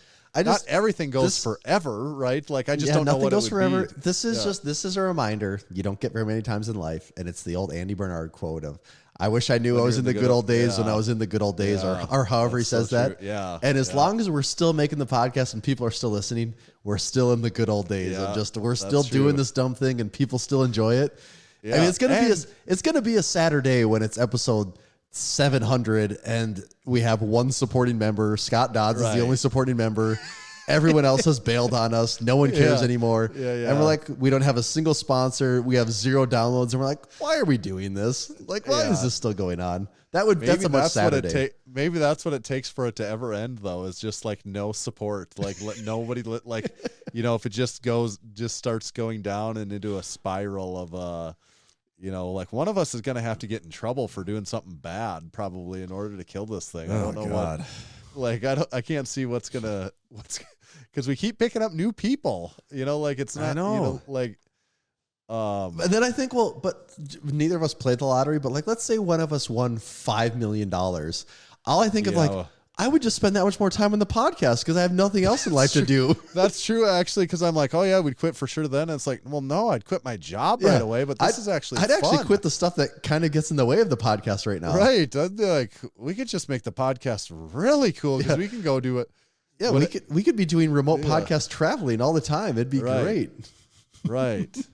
So that would be the thing to stop. Yeah, if we could both win the lottery, it'd be like, no, we won't record the podcast at midnight because we don't got to stay up till midnight. We're going to record the podcast at 1. And also, we don't need to record it remotely all the time. We can fly to people's places and do this thing. That's what it would be like if we could win the lot. Yeah. Or if Massenomics what if Massenomics 10x'd overnight somehow? But actually, we talk about that. We've talked about this, and 10x actually presents some problems because you can't fulfill those orders. 10x, you can't do that. It is, so that creates scalable. Yeah, that creates some issues there. I mean, the business is scalable, but it just creates some issues in the way we do it currently. Right. It's not scalable in the present format. And it depends on what's 10xing. If the podcast revenue could 10x in the terms of supporting member income and sponsorship income, if it 10x'd, oh man, we'd be able to like just do Massenomics. Yeah. That's even not the merchandise, but it's just the podcast. Yeah. Because I don't know if people know this, but podcasting is a lot more profitable than selling T-shirts. The margins. Margins on a podcast are different than the margins on a T-shirt. If I had to pick my poison of what I could say is going to 10x, even though maybe possibly some gross dollar figures are similar, it's the podcast all day. So much in this kind of work, it's just fun. It's like merchandise is work. There's it's fun. It's rewarding, and it's like really cool seeing someone wear our stuff. But there is a lot of work involved in that stuff to like make a little bit of money. And not just like there's also work, but it's just different. But there's just like so much like time consuming manual labor type work involved in the T-shirt thing and communication between different companies. And we've talked to some people that have some big YouTube channels, and the money that can be made there is would make your brain explode. That's where it's at. You know what else would make your brain explode? What's that? Buying American. Before we get there, quick. Do we get to do a few honorable mentions at the end here? Yeah, maybe we should do the ad reads and then we'll go back to honorable I just wanted to make sure we weren't like shutting this down. I don't think I don't think we should shut that down. I was just thinking about so we don't have this as we can give the Strength Co. and their plates their just due. The American-made Olympic iron barbell plates. Check them out at thestrength.co. So they've got their made in America iron plates. They're smooth, rugged, E-coated, black E-coated. The finish on them, they just even get better and better by the day. Every time I look at those plates in Massenomics Gym, I want to go to them even harder than I wanted to the day before. There are not better pound iron made in America plates. There's just not really better plates that you're going to buy for your gym, whether it's a home gym, a commercial gym, a powerlifting gym, a basement gym, a garage gym, whatever kind of gym you have. Fill it with Strength Co plates. Now you can also fill it with bumper plates if you use bumper plates. And they've got an assortment of apparel there also. So check it all out at thestrength.co. And this episode is also brought to you by Texas Power Bars. Buddy Capps first started lifting weights in the late 60s and began powerlifting in the mid-70s. At the time, he was working for Image Barbell building gym equipment. Around 1976, a local machine shop started making Olympic bars for them, calling it the Image Bar. In 1977, Image Barbell became Champion Barbell. It was then that Buddy started looking at the bars with an intent of changing them for the better. Fast forward to today, and Buddy has now unleashed the 29mm Texas Power Bar on the world. It has what he believes, what we believe, and what most of the world believes to be the greatest bar they have ever seen. It's strong as a house with the best knurling, and it's maintenance-free. Hundreds of state, national, world, and international powerlifting records have been and continue to be set on Texas Power Bars. To learn more about Texas Power Bars and buy one of their legendary bars, visit texaspowerbars.com. Tanner, did you buy anything on their Black Friday sale? I know you were looking hard. To be honest, I didn't buy anything on any of the I looked at a lot of different stuff, and I like to do my equipment buying when I've got a lot of when I have a lot of spare free time. Then that's when I really browse. And you can really really hyperanalyze from every angle. And I do. That's true actually, because I don't like to be rushed on any of those things. But that's kind of if I feel rushed, I back out of it though. But that's kind of part of the fun of it is like being like, I made the best decision and I can back it up with all of this because I know everything about this. No, that's the way I like to shop. So like sometimes I've just got to back out if the timing's not right and if I haven't been able to, and that's why I didn't really get anything. I looked at a lot of different stuff. Do got something coming from Basement Brandon though. We'll save those details for later. So another interesting thing to add the collection. You know, I like a story, and coming from Basement Brandon, there's now a story. I value the story at this point almost as much as it's like when people have collectible cars and they say, Jerry Seinfeld owned this car in 2002. It's worth a little more than the other one that your dentist down the street owned. That's speaking of Jerry Seinfeld. That's a Seinfeld episode. John Voight owned the car. Really? You know who John Voight is? No. He was some actor, and George Costanza bought a car because John Voight had owned it, and it turned out it was just somebody that had shared that name. You know, it was okay, this is amazing because I have not seen this. I didn't know that was an episode, and I use that as an example. And the other time this happened was when I was going off to you about the reservation for my moving truck when I moved down here, and you're like, no, that's a Seinfeld that's why episode. You get the reservation. And that's one of the iconic Seinfeld. And I had no idea that was an episode either. Yeah, well, that's because Seinfeld, you know, they did so many of they've done so much. It's like everything you bring up, you're like, that's a Simpsons episode. Well, it's like everything you bring up, and you're like, well, yeah, Massenomics did that already. You know, that's right. It does. I heard this was a joke. I think that maybe South Park made about the Simpsons. You could make it about the Massenomics podcast almost, but or maybe it was Family Guy made about the Simpsons. But once you've made a certain amount of episodes, you've covered everything. Well, then it's just like, do you need to make a new episode then? Do you need to make, and it's like, not in the sense that everything's been covered and you're repeating yourself, but it's like, do you need a new episode? Because there's so many episodes that nobody can see it. They always have new episodes because even if you've seen all 700 of them, you can't even remember them. Yeah, by the time you go back to one, you already forgot what you saw. That's true. Simpsons, it does turn into this paradox, endless. I think. Yeah, it's like the hamster wheel. It's always spinning, and you can't. You're just lost in it. And do you think we're there yet? You know, not yet. Timely reference. We're not there yet, but yeah, something to shoot for. Yes. Yeah. So we were thinking some honorable mentions. I got one that's not listed here. Okay. Actually, I have two. Not a lot of great honorable mentions. I have two that are not listed here that I thought I felt pretty good about our list of 40. Oh yes. Overall. These are definitely honorable mentions. They're not noteworthy enough to be a hard point, but they are something that is somewhat noteworthy in the Massenomics timeline. There was a little incident that happened. I don't know.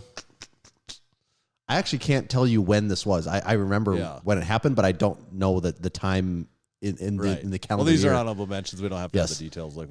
There was a little fiasco with a certain fitness company that released a flag. Oh, Rep Fitness. Yes, yeah. Rep Fitness released. You should write that down just for our future blog. Rep Fitness released a version of the "Don't curl in me" flag, they really flipped it on its head. They made it say "curl in me." Yeah, I know approximately that was 2020. It was 2020 because I remember my son was not that old. I was living in my in-laws because we were in the transition. We had sold our house but not found our new one yet. Because I remember being in the kitchen there and being like, you know, it's one of those Massenomics moments where I'm like, no, drop, like everyone. Stop talking to me. I have to figure out what's going on. Like, this is important. Hold up. This isn't me checking Instagram comments. Like, everyone remember, this is a real business, and I occasionally do have to do some things related sound to the it. alarm. This is one of those times I need to wrap my head around what's going on here. And that was one that they, to their credit, they quickly backpedaled on. They realized they had made a mistake, and I think their idea was it that they had released a rackable curl bar. And so that was they had decided to play a parody of Massenomics, which, whatever. I mean, there was nothing stopping them from doing it. It was just a bad look on their end. And well, there was something stopping, that stopped them is our following. Well, yeah, that's what it was. There was nothing legally stopping them. No. But it was a bad look for them, and they changed course. Didn't we eventually do some sort of like small, like, I don't know if collab is the right word, but we did something with them, like a giveaway maybe or something? Well, did we do a giveaway, or did we just say they just wanted to do a giveaway? Maybe that's what it is. I don't know. It would take a better Massenomics. I think they just said they wanted to, but I don't think we ever did actually. Okay, maybe we never did. If we did give away, I'm curious who or what was given away. Yeah. Which is possible. We could have forgotten, but I do not remember.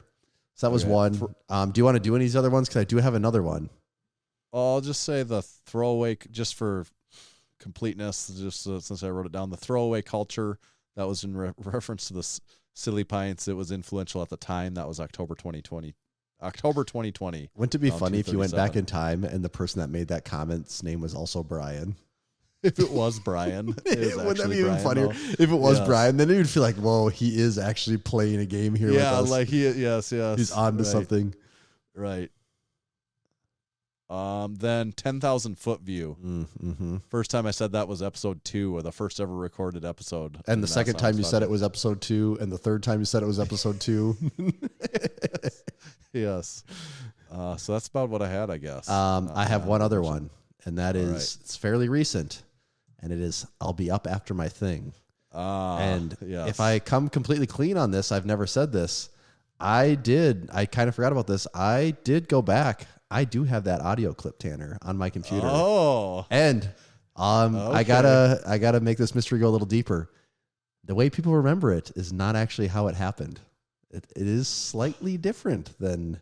You think he said, like, the phrase is not "I'll be up after my thing"? I don't think it is. I know it's different than it's not. It's not "I'll be up after my thing." It's different. So for people that don't know what we're talking about, it's supporting member Big Jeff. This is like Jeff's third or fourth time being brought up in this episode. Yeah. I guess maybe gets a lot of shout outs in episode 400. Yeah. We actually, every once in a while people don't get muted, and it was the start of the show. So what happened? Yeah, I started the podcast, and I didn't have the mute button on, so people were entering the Zoom call with the ability to talk, and sometimes it takes a few extra button pushes to actually turn them off. Yeah, and Jeff was hot mic'd, and he was telling like his family members, he was like, obviously it's revisionist history here, but the thought is behind what people say is, he was getting ready to listen, and maybe his wife was like, "Oh, when are you coming up? Going to be done with that?" And he's like, "Oh, I'll be up after my thing." Like, and it's funny because his thing is watching the Massenomics podcast live. It's like, I got to finish you might think if someone says I'll be up after my thing like that, it's like, oh, I got this work conference call quick that I've got to be to. He's like, I'll be up after my thing is what. And everyone on the Zoom call heard it.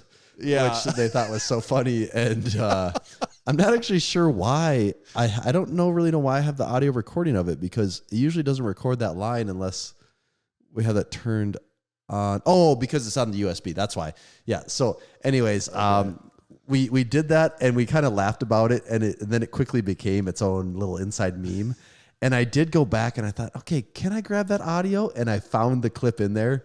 and I did save it, but I just pulled it because I knew it was in there. I didn't go back and look at it, and it was like a couple months later. I'm like, I should actually listen to that and see what he says. And what he actually says is different than how we remember it. So are you going to share what he says, or are we going to save that? I don't know. Maybe it'll just live it in. Maybe I'll be the only one that actually. It's like when everyone sees a crime and they all go to court and they all testify that they saw it away, and then finally the evidence comes out and it's not how anyone described it. That's where we're at right now. That's kind of like group think and stuff like that too. Like if someone said, "I'll be up after my thing," and they're like, "Yeah, that's what he said. He'll be up after his thing." It is something though. It's almost funnier just the idea of everyone remembering it wrong, letting it be that thing is makes it better. Is it better or worse than "I'll be up after my thing"? I don't know. Now it just lives at this level that how could anything ever top that though? It's been put on this pedestal. I don't want it to be like no matter what it is, it will always be "I'll be up after my thing." And this, if you're not if you're not a supporting member, this is probably very foreign to you. But "I'll be up after my thing" is a very common tagline, like that people just use, just like anywhere you could work it in a conversation. "I'll be up after my thing" is it works. Yeah. Cool beans. We thought that originated somewhere around the early 200s. Yeah, and that's not the saying of cool beans necessarily, but the formalization of it, of putting it after the guest is on, hitting the cool beans button on the pad here. Because we had been laughing a little bit about hot rod cool beans for a while before we started actually using that, right? Yeah. What about to round this out? I've got a special little. In the spirit of this being the Massenomics podcast, I got a special little over-under set of topics here. So there'll be a theme involved with this, and you can probably almost guess the theme before we even get started. So overrated or underrated, the 400-meter dash. Oh, I found a way to. I probably referenced the 400-meter dash like 5 times in the last 2 years on the podcast. You have actually many times. I often come back to the 400-meter dash. Okay, this one's tricky because at what angle do you look at it? A lot of people, if you think of it from the perspective of high school track, a lot of people don't like 400-meter dashes because they'll be like, "Don't put me in that." It's an incredibly hard race. If you're going to actually do the thing, it's an incredibly hard race to do. It's very uncomfortable. Yeah. It's not pleasant. And if you do it hard, you can feel pretty messed up for a while afterwards. So because of that, I do want to say it's underrated.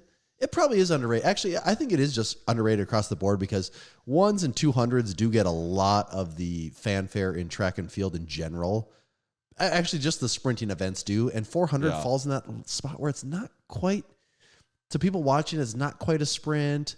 And it's also not like the distance stuff. It kind of is that weird middle ground. So even though it's not middle ground as far as distance goes, but as far as fanfare goes, I think it does hit a middle spot. So I think it is underrated. I like watching a tight 400 with fast times because you're seeing people really have to dig there, but it's still kind of a sprint. But it's not. The 100 is it's still not fair though at that level because those people get done and they're still not really, they can give it their all and they're not dead, they're not dying, they're just, it's like, I ran the hardest I possibly could and 30 seconds later I'm more or less fine.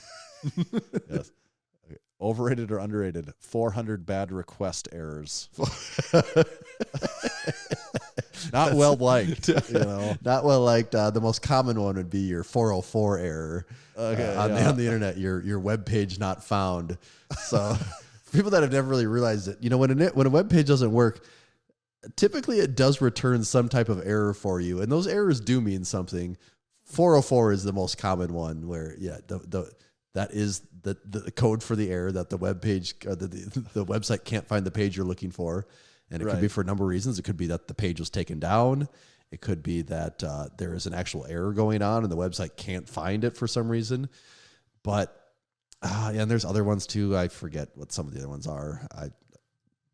They don't really even matter that much. But what was the, are they overrated? Over or under 400 bad request errors? Something pretty universally not unliked, I think. I don't know. Maybe I'll say they're underrated because it at least returns an error to you where you know what's going on. Logical, better than just like a screen blanking out and having no idea what's happening. Right. Because a lot of things with the computer. That sucks when that happens. You're like, what is going on? Just nothingness. Yeah, that happens. Yeah, a lot of things with the computer nowadays, they will at least return a number to you or a code or something, and you can Google that and at least have an idea of what's going on.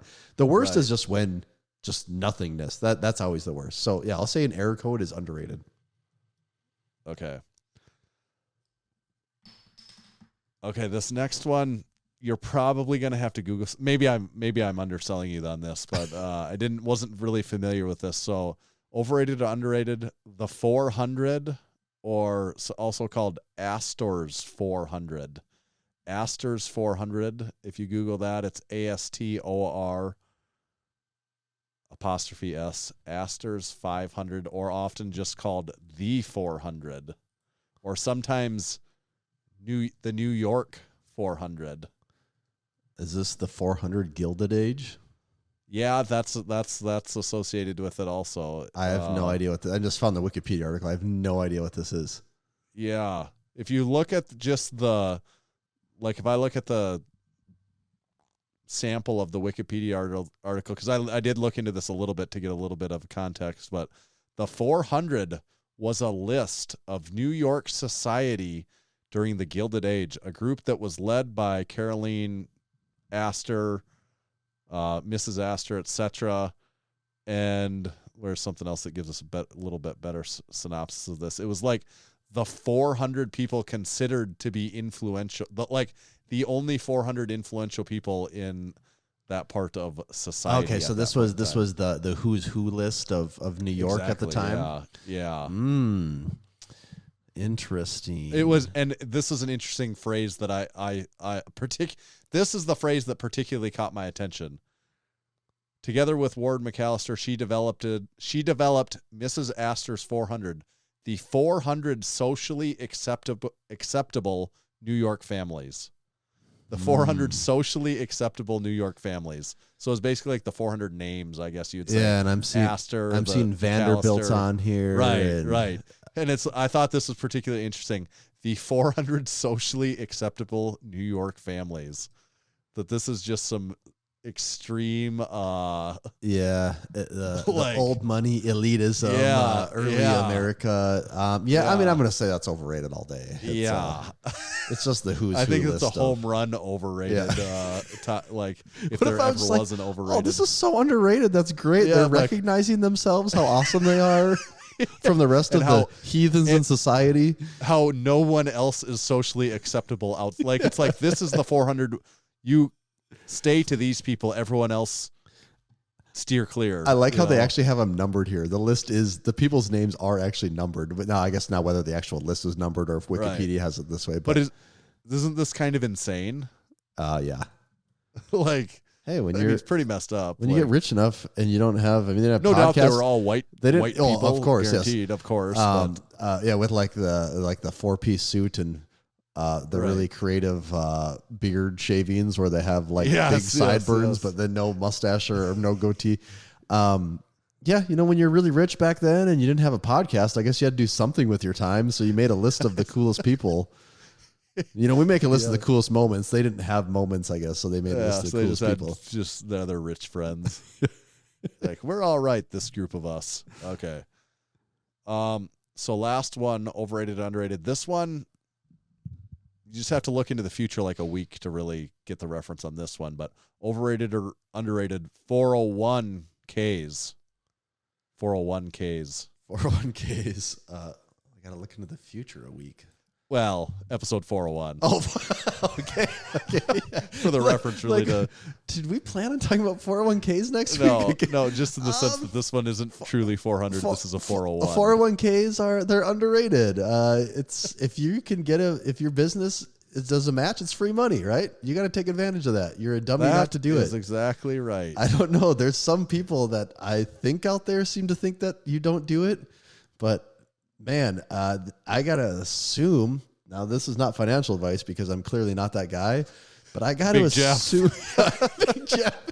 We have a guy for that, actually. It's Jeff again. I got to assume, though, the number of people that you can recommend to not take the 401k, especially if it has a match, the percent of people that you got to give that advice to has to be like, I don't know, 0.1% that maybe applies to, maybe even less, 0.1%. I don't know. I don't understand the situation. It probably exists, but I don't know what the situation is. But insanely enough, I've worked with people that will refuse to contribute even just to the base level match. So which is, I'm just like, you're just doubling your, like, even if the performance of the portfolio over time is nil, you're still doubled your money. Yeah. Like, you just doubled it. Like, they're just assuming your employer has a match on the 401k. And the other catch to it too, though, that they do, these sneaky employers, is they have the old vested interest in it, where you don't get your full. Yeah, we contributed as a match, but you don't actually earn that match unless you've been here for 8 years or whatever they determine that number is. But and there's other, like a lot of times the match, maybe it'll be 100% match up to 3%, and then the next 2% they only match 50%. But I still think you capitalize on the full. You get as much of the match, anything that they will, even if it's a percentage match, you get that all, and it lowers your taxable income too. Yeah, and I guess you can do it. You can. I guess. Sorry. Yes. Depending on what you want to do. Yeah. But there are tax advantages to it. Right, for sure. Either way, I guess you can consider it possibly a tax advantage, depending on which way you go. That makes more sense to you. Also, contribution limits are a lot higher than IRAs too. So if you have a 401k, you can put a lot more in there if you per year if you want to. Then you can in an IRA. Yeah. Otherwise, I don't know what differences between a 401k and an IRA. It's the match from the employer, of course. Contribution limit would be the big thing, and then IRA maybe, I guess, offers some flexibility in the term. You don't in the way that you don't have to worry about vesting issues that your employer might have. Right. But they're not a one or the other thing. They're not holding your money hostage either on the vesting thing. It's just their contribution. No, but also you don't have to do both. You can do both. They're not mutually exclusive. No, right. You can do both. There's nothing stopping you from for you sure. have one to doubling up and doing the other. So take advantage of that if you definitely. Can. Yeah. So what'd you say? Underrated? I said underrated. Yeah. I did work with one guy that said, "Nah, I don't do that." And I worked with employees. I was 21 at the time, and I thought, man, I don't know much, but that sounds really dumb. And now looking back, I think having more perspective, that was really dumb. And here again, we're not financial planners, but talking about being 21 and doing it, because of compounding interest, the younger you are, the as much as you can afford to commit to it when you're younger, just like just the growth there, it really adds up when you become retirement age. That is one of the bigger perks of being employed for someone, is getting their free money to it. Right. But even, I started working full time for a company when I was 21. That's when I started my career, at 21. And I went out on my own at like 28-ish, 27, 28, right in there. And even by that time, from when I started my career, I was getting paid pretty little. And by the time I had quit working for someone else, I was getting paid a lot more than when I started. Still not like a ton of money, but a lot more than when I started. And over the course of that 7 years, when I quit, my 401k was like, damn, there's a decent amount of money there, actually, that you never even thought about. And a lot of that money wasn't even mine. In your youngest working years. That's probably more than I planned on us diving into the 401ks. I just thought it was funny because it was 401 instead of 400. You know where I really thought you were going to get me with this 400 thing? Yeah, what am I missing? I thought you were going to throw like a NASCAR race at me, like the Brickyard 400 or something like that. Oh, yeah, that would have been good. Damn, yeah. And then I had to Google these NASCAR races because I don't know the names of any of them. I just I guess we don't have much point of reference on the NASCAR races. Yeah, though. I see. What would be the top 400? To me, the only name I recognize on this list is the Brickyard 400. Where is that? That sounds familiar. Is that Bristol? I would assume it's Bristol. Let's see. Isn't Bristol a short track? Yeah, it's the shortest one. I don't know what I'm isn't talking about. I'm just making shit up, I guess. But for some reason, I feel like I know something about that. No, that would have been my guess, because don't they have actually bricks on the finish line? I think so. I don't know. I'm kind of a mechanic guy, but I'm not that big of a NASCAR guy. Indianapolis Motor Speedway. Okay. Oh, yeah. I think they have bricks on the finish line there. Yeah. Of course, one of the most iconic racetracks in America. Don't know what one that is. That, and then when I Googled the current, I don't think they do that one anymore, but there's the Ally 400, no idea what that is. South Point 400, no idea. Pennzoil 400. Yep. Don't know. No, none of those have the brand recognition of the Brickyard 400. No. It's the Brickyard. And you did say you're a mechanic guy. I'd love to go on about that, but also we probably have to save that one we got to for next save week. something for the next 400 episodes. Yeah, so we'll touch base on that one more next week. I also have some developments in my life topics that we can talk about, right. but got to save something for next week, right? We don't want to run out of some things to talk about. This is a doozy of an episode, over 3 hours, but that's okay. We save something like that for special occasions. You know, our next several hundred will probably return to our more similarly run couple hour episodes. Please check out all of our items from our recent drop and everything else. We talked about drink spotters, jorts. We've got all that stuff. They've been influential moments of the Massenomics podcast. So you got to get them. It's like a piece of podcast history, and you never know when some of that stuff is going to go away. We talked about cease and desist in there. You never know when something's going to go away. Gone forever. Sometimes you don't know what you got until it's gone. So also please become a supporting member. Thank you to everyone that's listened. Over 400 episodes. If you've listened to any of those, all of those, whatever number it is, thank you. If you've supported in any way over 400 episodes, thank you. If you've told anyone about the podcast, thank you. That's a classic favorite. Tell someone by word of mouth about the podcast. If you can do that, they're probably going to listen. If you tell them, I really like this podcast, there's a high probability that they might at least try it once. And bonus points if you convince them to become a supporting member. A few people have done that. That's happened. I love that. I do but too.